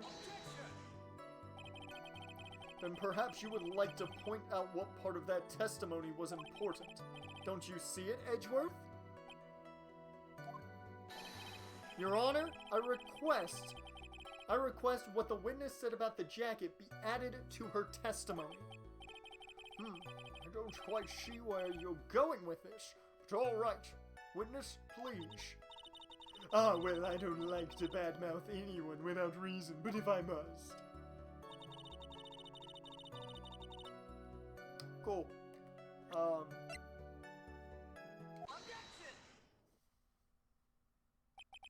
Miss Olbag? What? Don't say my name for no reason. Do you know what this is? Ah, it's button number 2 on the Jammin' Ninja's costume. Now I know she's an obsessed fan. She identified it in a single glance. Give it here, give it here. If you don't give it to me, I'll punish you with this. Wow. She really is a die-hard fan to want a button covered in blood. This button was discovered on Mr. Ungard's body during a full body search. See? This button proves beyond a shadow of a doubt it was that rascal Ungard. It was caught up in the pleat, or in the plates. No, it's like cleat, so it's pleats. There we go. I remembered it. I remembered how you told me to say it, Jaren. I remembered. I used my brain finally. It was caught on the pleats of his nickel samurai Hakama pants. See? And Ungard is the nickel samurai. Got it. I've somewhat brained it. I'm not even gonna say big brain. Witness. Now, it may just be me, and I do have an active imagination, as I do. But just now, didn't you say that the defendant, Matt Ungard, was wearing his usual racing jacket?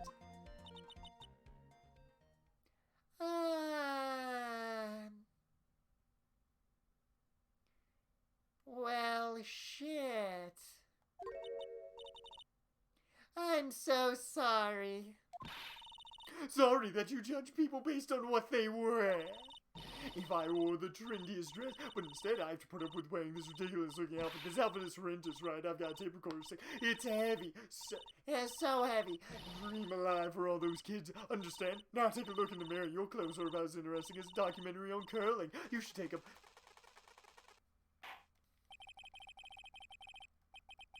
Now hold your tongue still there for 1 second.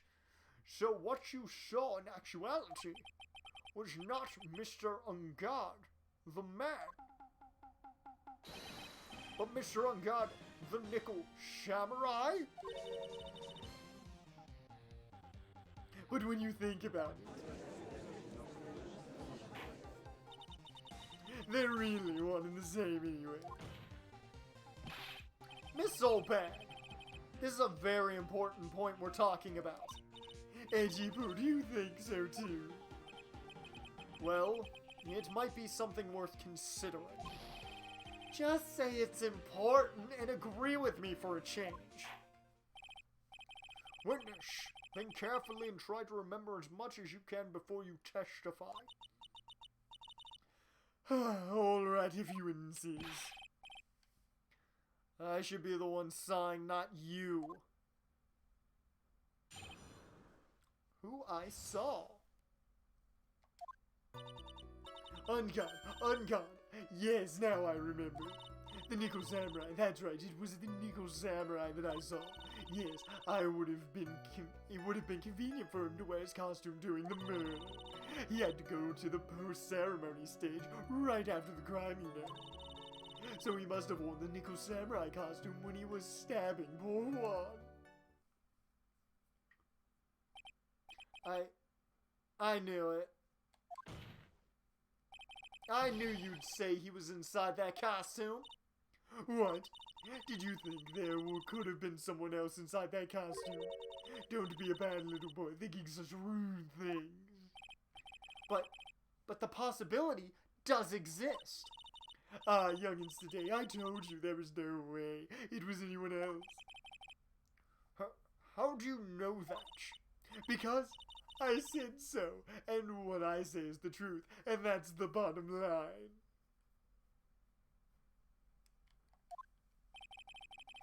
At least she's just as delightful a witness as she was a year ago. Mr. Wright, you may cross-examine the witness.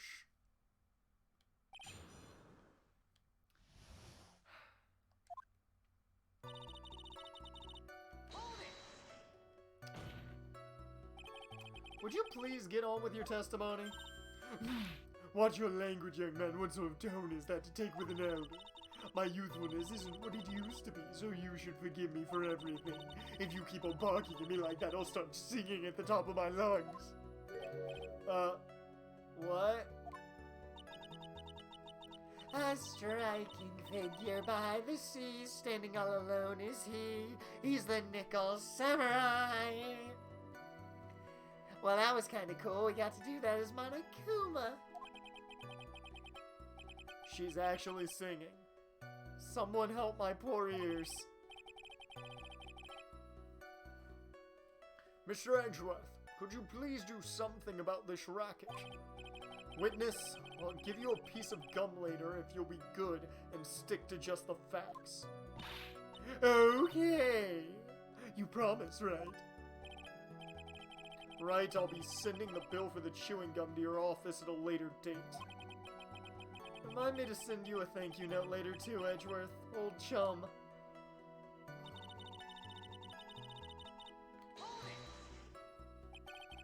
Be a little more careful with your testimony, please. Not too long ago, you said he was wearing his racing jacket, and now he's not? Not too long ago. Then let me ask you this. When you were itty-bitty, what was your grand dream? Huh?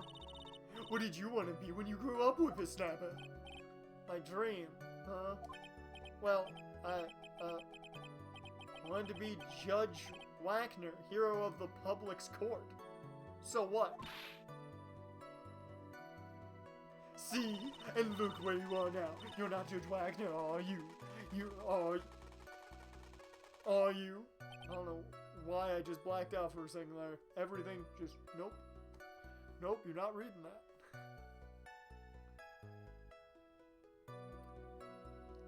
Well, what I said earlier, who puts any weight into things like that? The now is everything. I can't be held responsible for the past. Since when did court become theatrics over testimonies? Ooh, excuse me. All that matters is that man was inside that costume. Isn't that enough?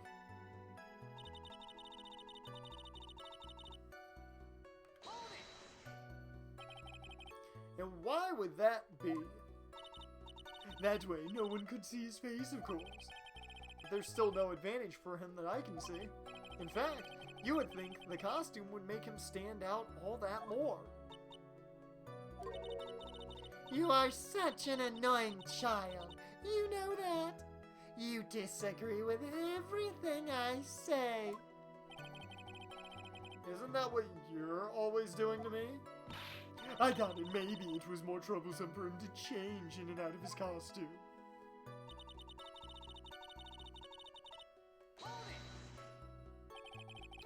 Was there anyone else scheduled to appear at the post-ceremony show?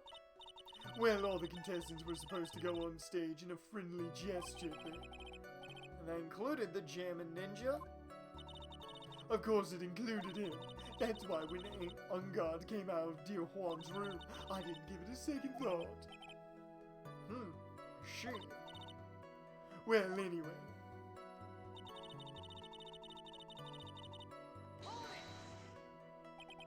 So let me ask you one last time. The person you saw, it really was the Nickel Samurai. As showy as ever. Haven't I been saying that from the very beginning? Can I throw in the towel yet? You don't need to think too hard on this one. Huh? There's a contradiction or testimony, and it's sitting in plain sight. The question is, what that contradiction means for us. Well, I have to figure out what you're talking about first. But okay.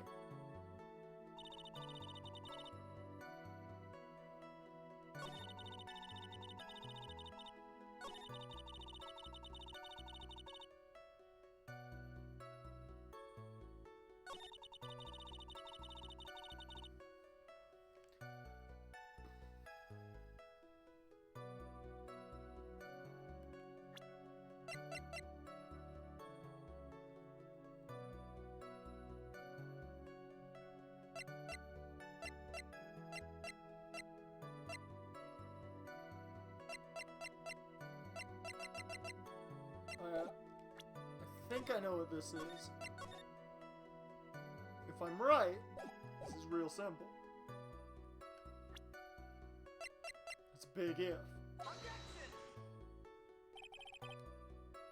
Okay, no. I thought maybe I had that, but no.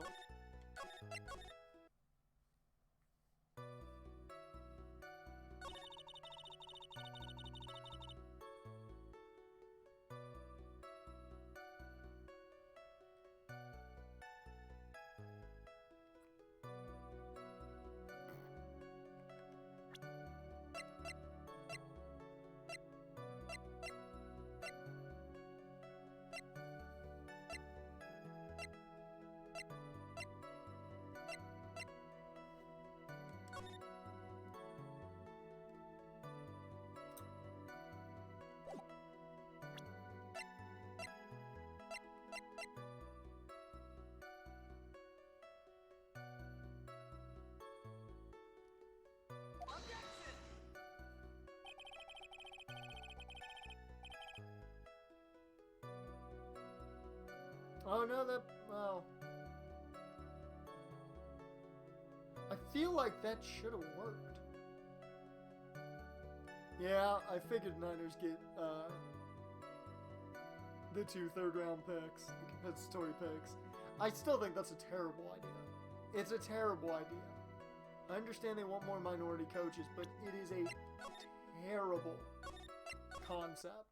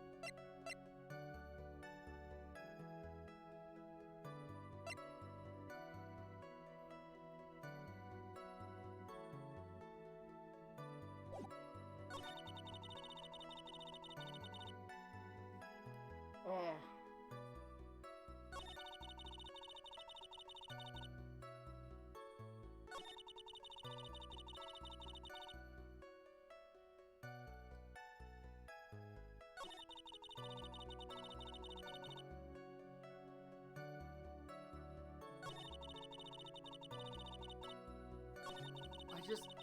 Ugh.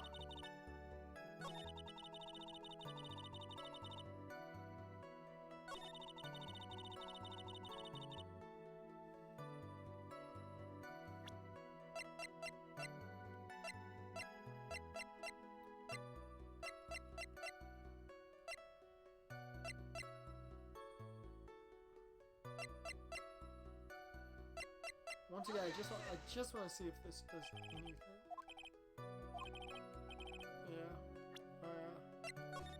Yep.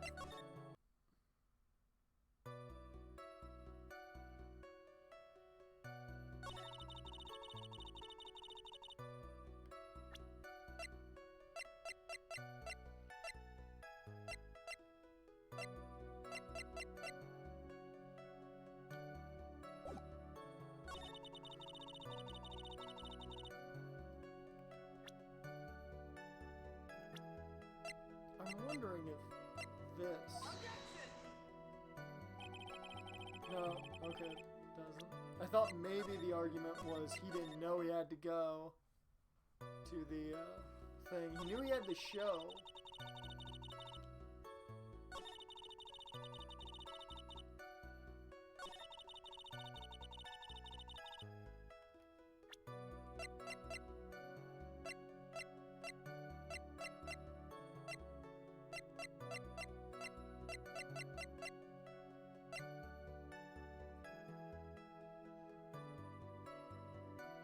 Oh.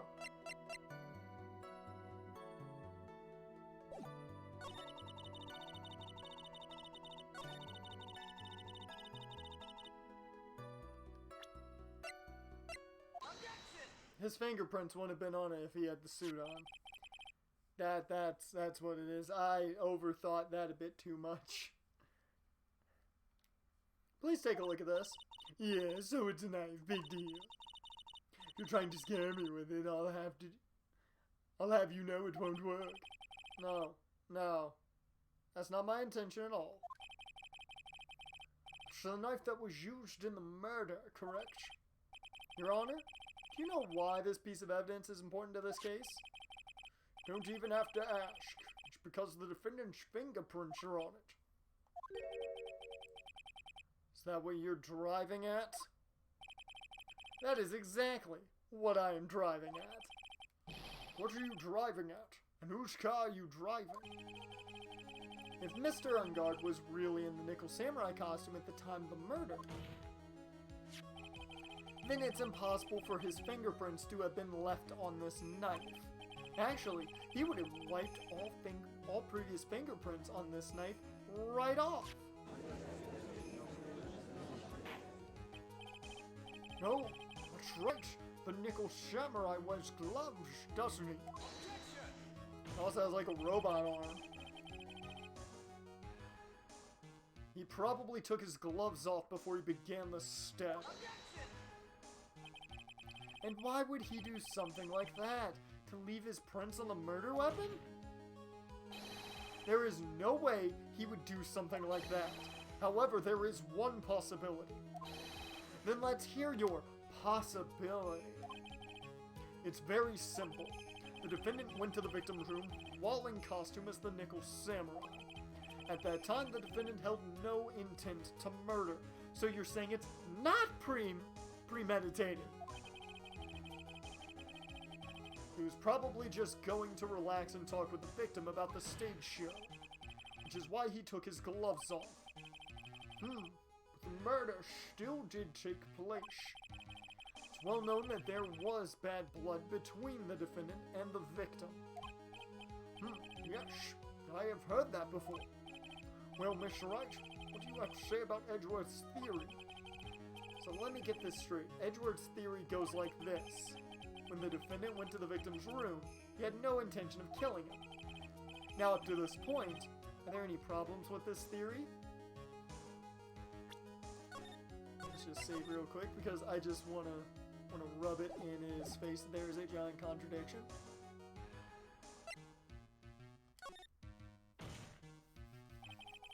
This theory contradicts something in an earlier testimony. Well, what are you blabbering about? Now, for argument's sake, let's suppose Mr. Ungard was the killer. If that's the case, I think it's possible for the killer to have gone to the victim's room without intent.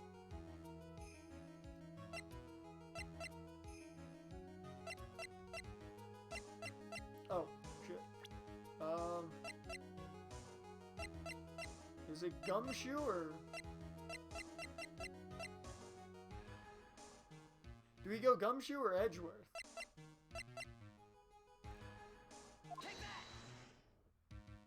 Okay, so it's Gumshoe.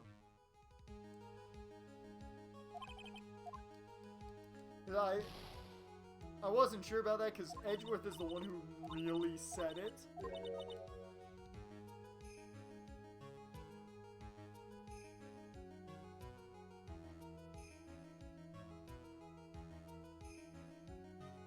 Oh. Okay.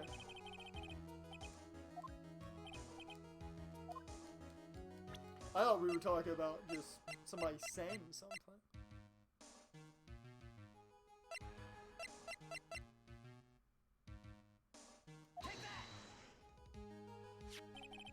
This knife. This was used by Mr. Ungard at dinner. Yes, we established that. Which means that if my client was, in fact, the killer, then he brought this knife with him when he went to visit Mr. Kurita. I suppose. However, you just said it yourself. At that time, the defendant held no intent to murder. If that were true, then why would he bring a knife? He wouldn't. Would he?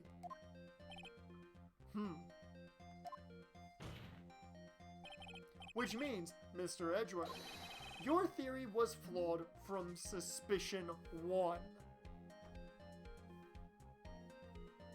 Oh, supposition. Sorry about that. Supposition 1. And one more thing. Oh, if I'm gonna say that, I gotta say it correctly. And one more thing. If the murderer was wearing the costume at the time of the murder,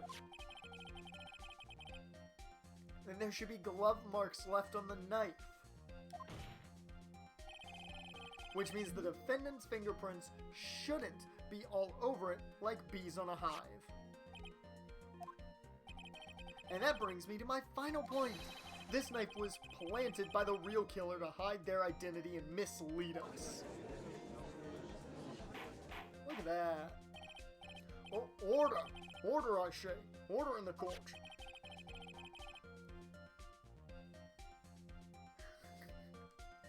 This trial's sounding a little familiar.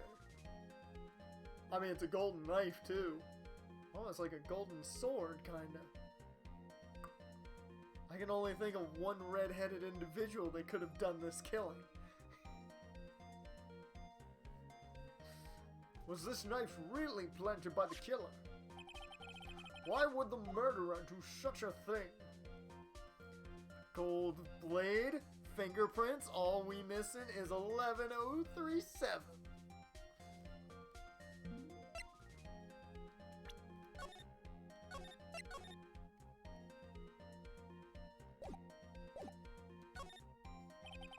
It's to frame my client, Mr. Ungard, of course. To frame? Aren't you forcing the interpretation just a little too hard on this one? But we just established that the witness saw the Nickel Samurai in costume. And if that were true, then there shouldn't be a single fingerprint on this knife. Witness! Looks like I've made your life a tiny bit more difficult, Edgy Poo. Witness, did you or did you not really see the Nickel Samurai? Well, I guess at first I might have forgotten, but... Are you saying you mixed up Mr. Ungard with the Nickel Samurai? His character on TV? But I mean, I can't really do anything about that now.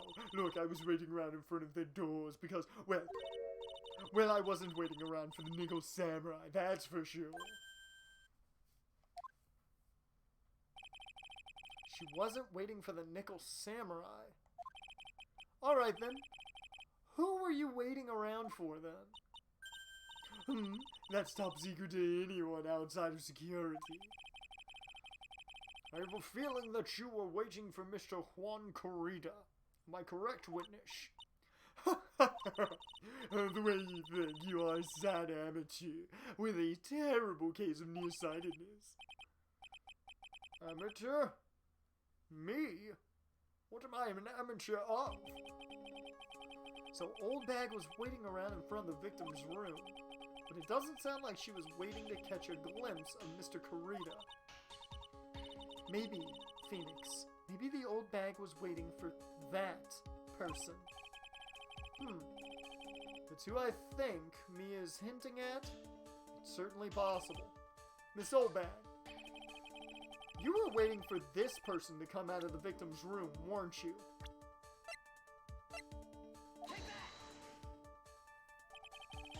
Who is this person? This is Adrian Andrews, Mr. Ungar's manager. But why would the defendant's manager be in the victim's room? It seems that this is the latest rumor in circulation, Your Honor. Oh, this is... Well, this is... I see. I'm just gonna keep this and just type a few things on my computer for a second. This is going straight into the fanfic. The judge seems to be really into the article, if it can be called such a thing. And this manager with the initials AA, are you saying it's Adrian Andrews? Without a doubt. The witness thought so as well. Huh? Looks like you found me out. Well, that's fine. I can throw away this whole sworn to confidentiality stuff then. Well, witness, what in the world are you... Watch out, Phoenix. I've got a bad feeling about this. A very bad feeling. I've got some information. Some very secret information from a certain source. So that's why I was doing my own little investigation. In secret, of course. But what for? Oh, just for myself. Personal reasons and all that. And with that, we're gonna stop here. Mainly because we've hit 12. My English language reading is terrible right now. And that's given that everything would be terrible if I can't read English. So we're going to stop it for right here, right now. I figured we weren't getting through this trial after it took half the stream to finish up the investigation. I will hit up some final music. Oh, just wait. I'll hit you with the Hasta La Vista. Don't you worry. And you know what? I'll even pull out the impersonation while I'm at it. Why not? But with that, that will bring us to an end of this stream. I appreciate everybody being here. Everyone who's watched after the fact. Appreciate you as well. And I am happy that you guys were able to sit through me arguably at my stupidest. And I'm never gonna be able to let it die either. So with that, I will see you guys tomorrow. We're gonna be late again, 9 p.m. Eastern, for some Kingdom Hearts 3. And with that, I will see you guys later. Hasta la vista, baby.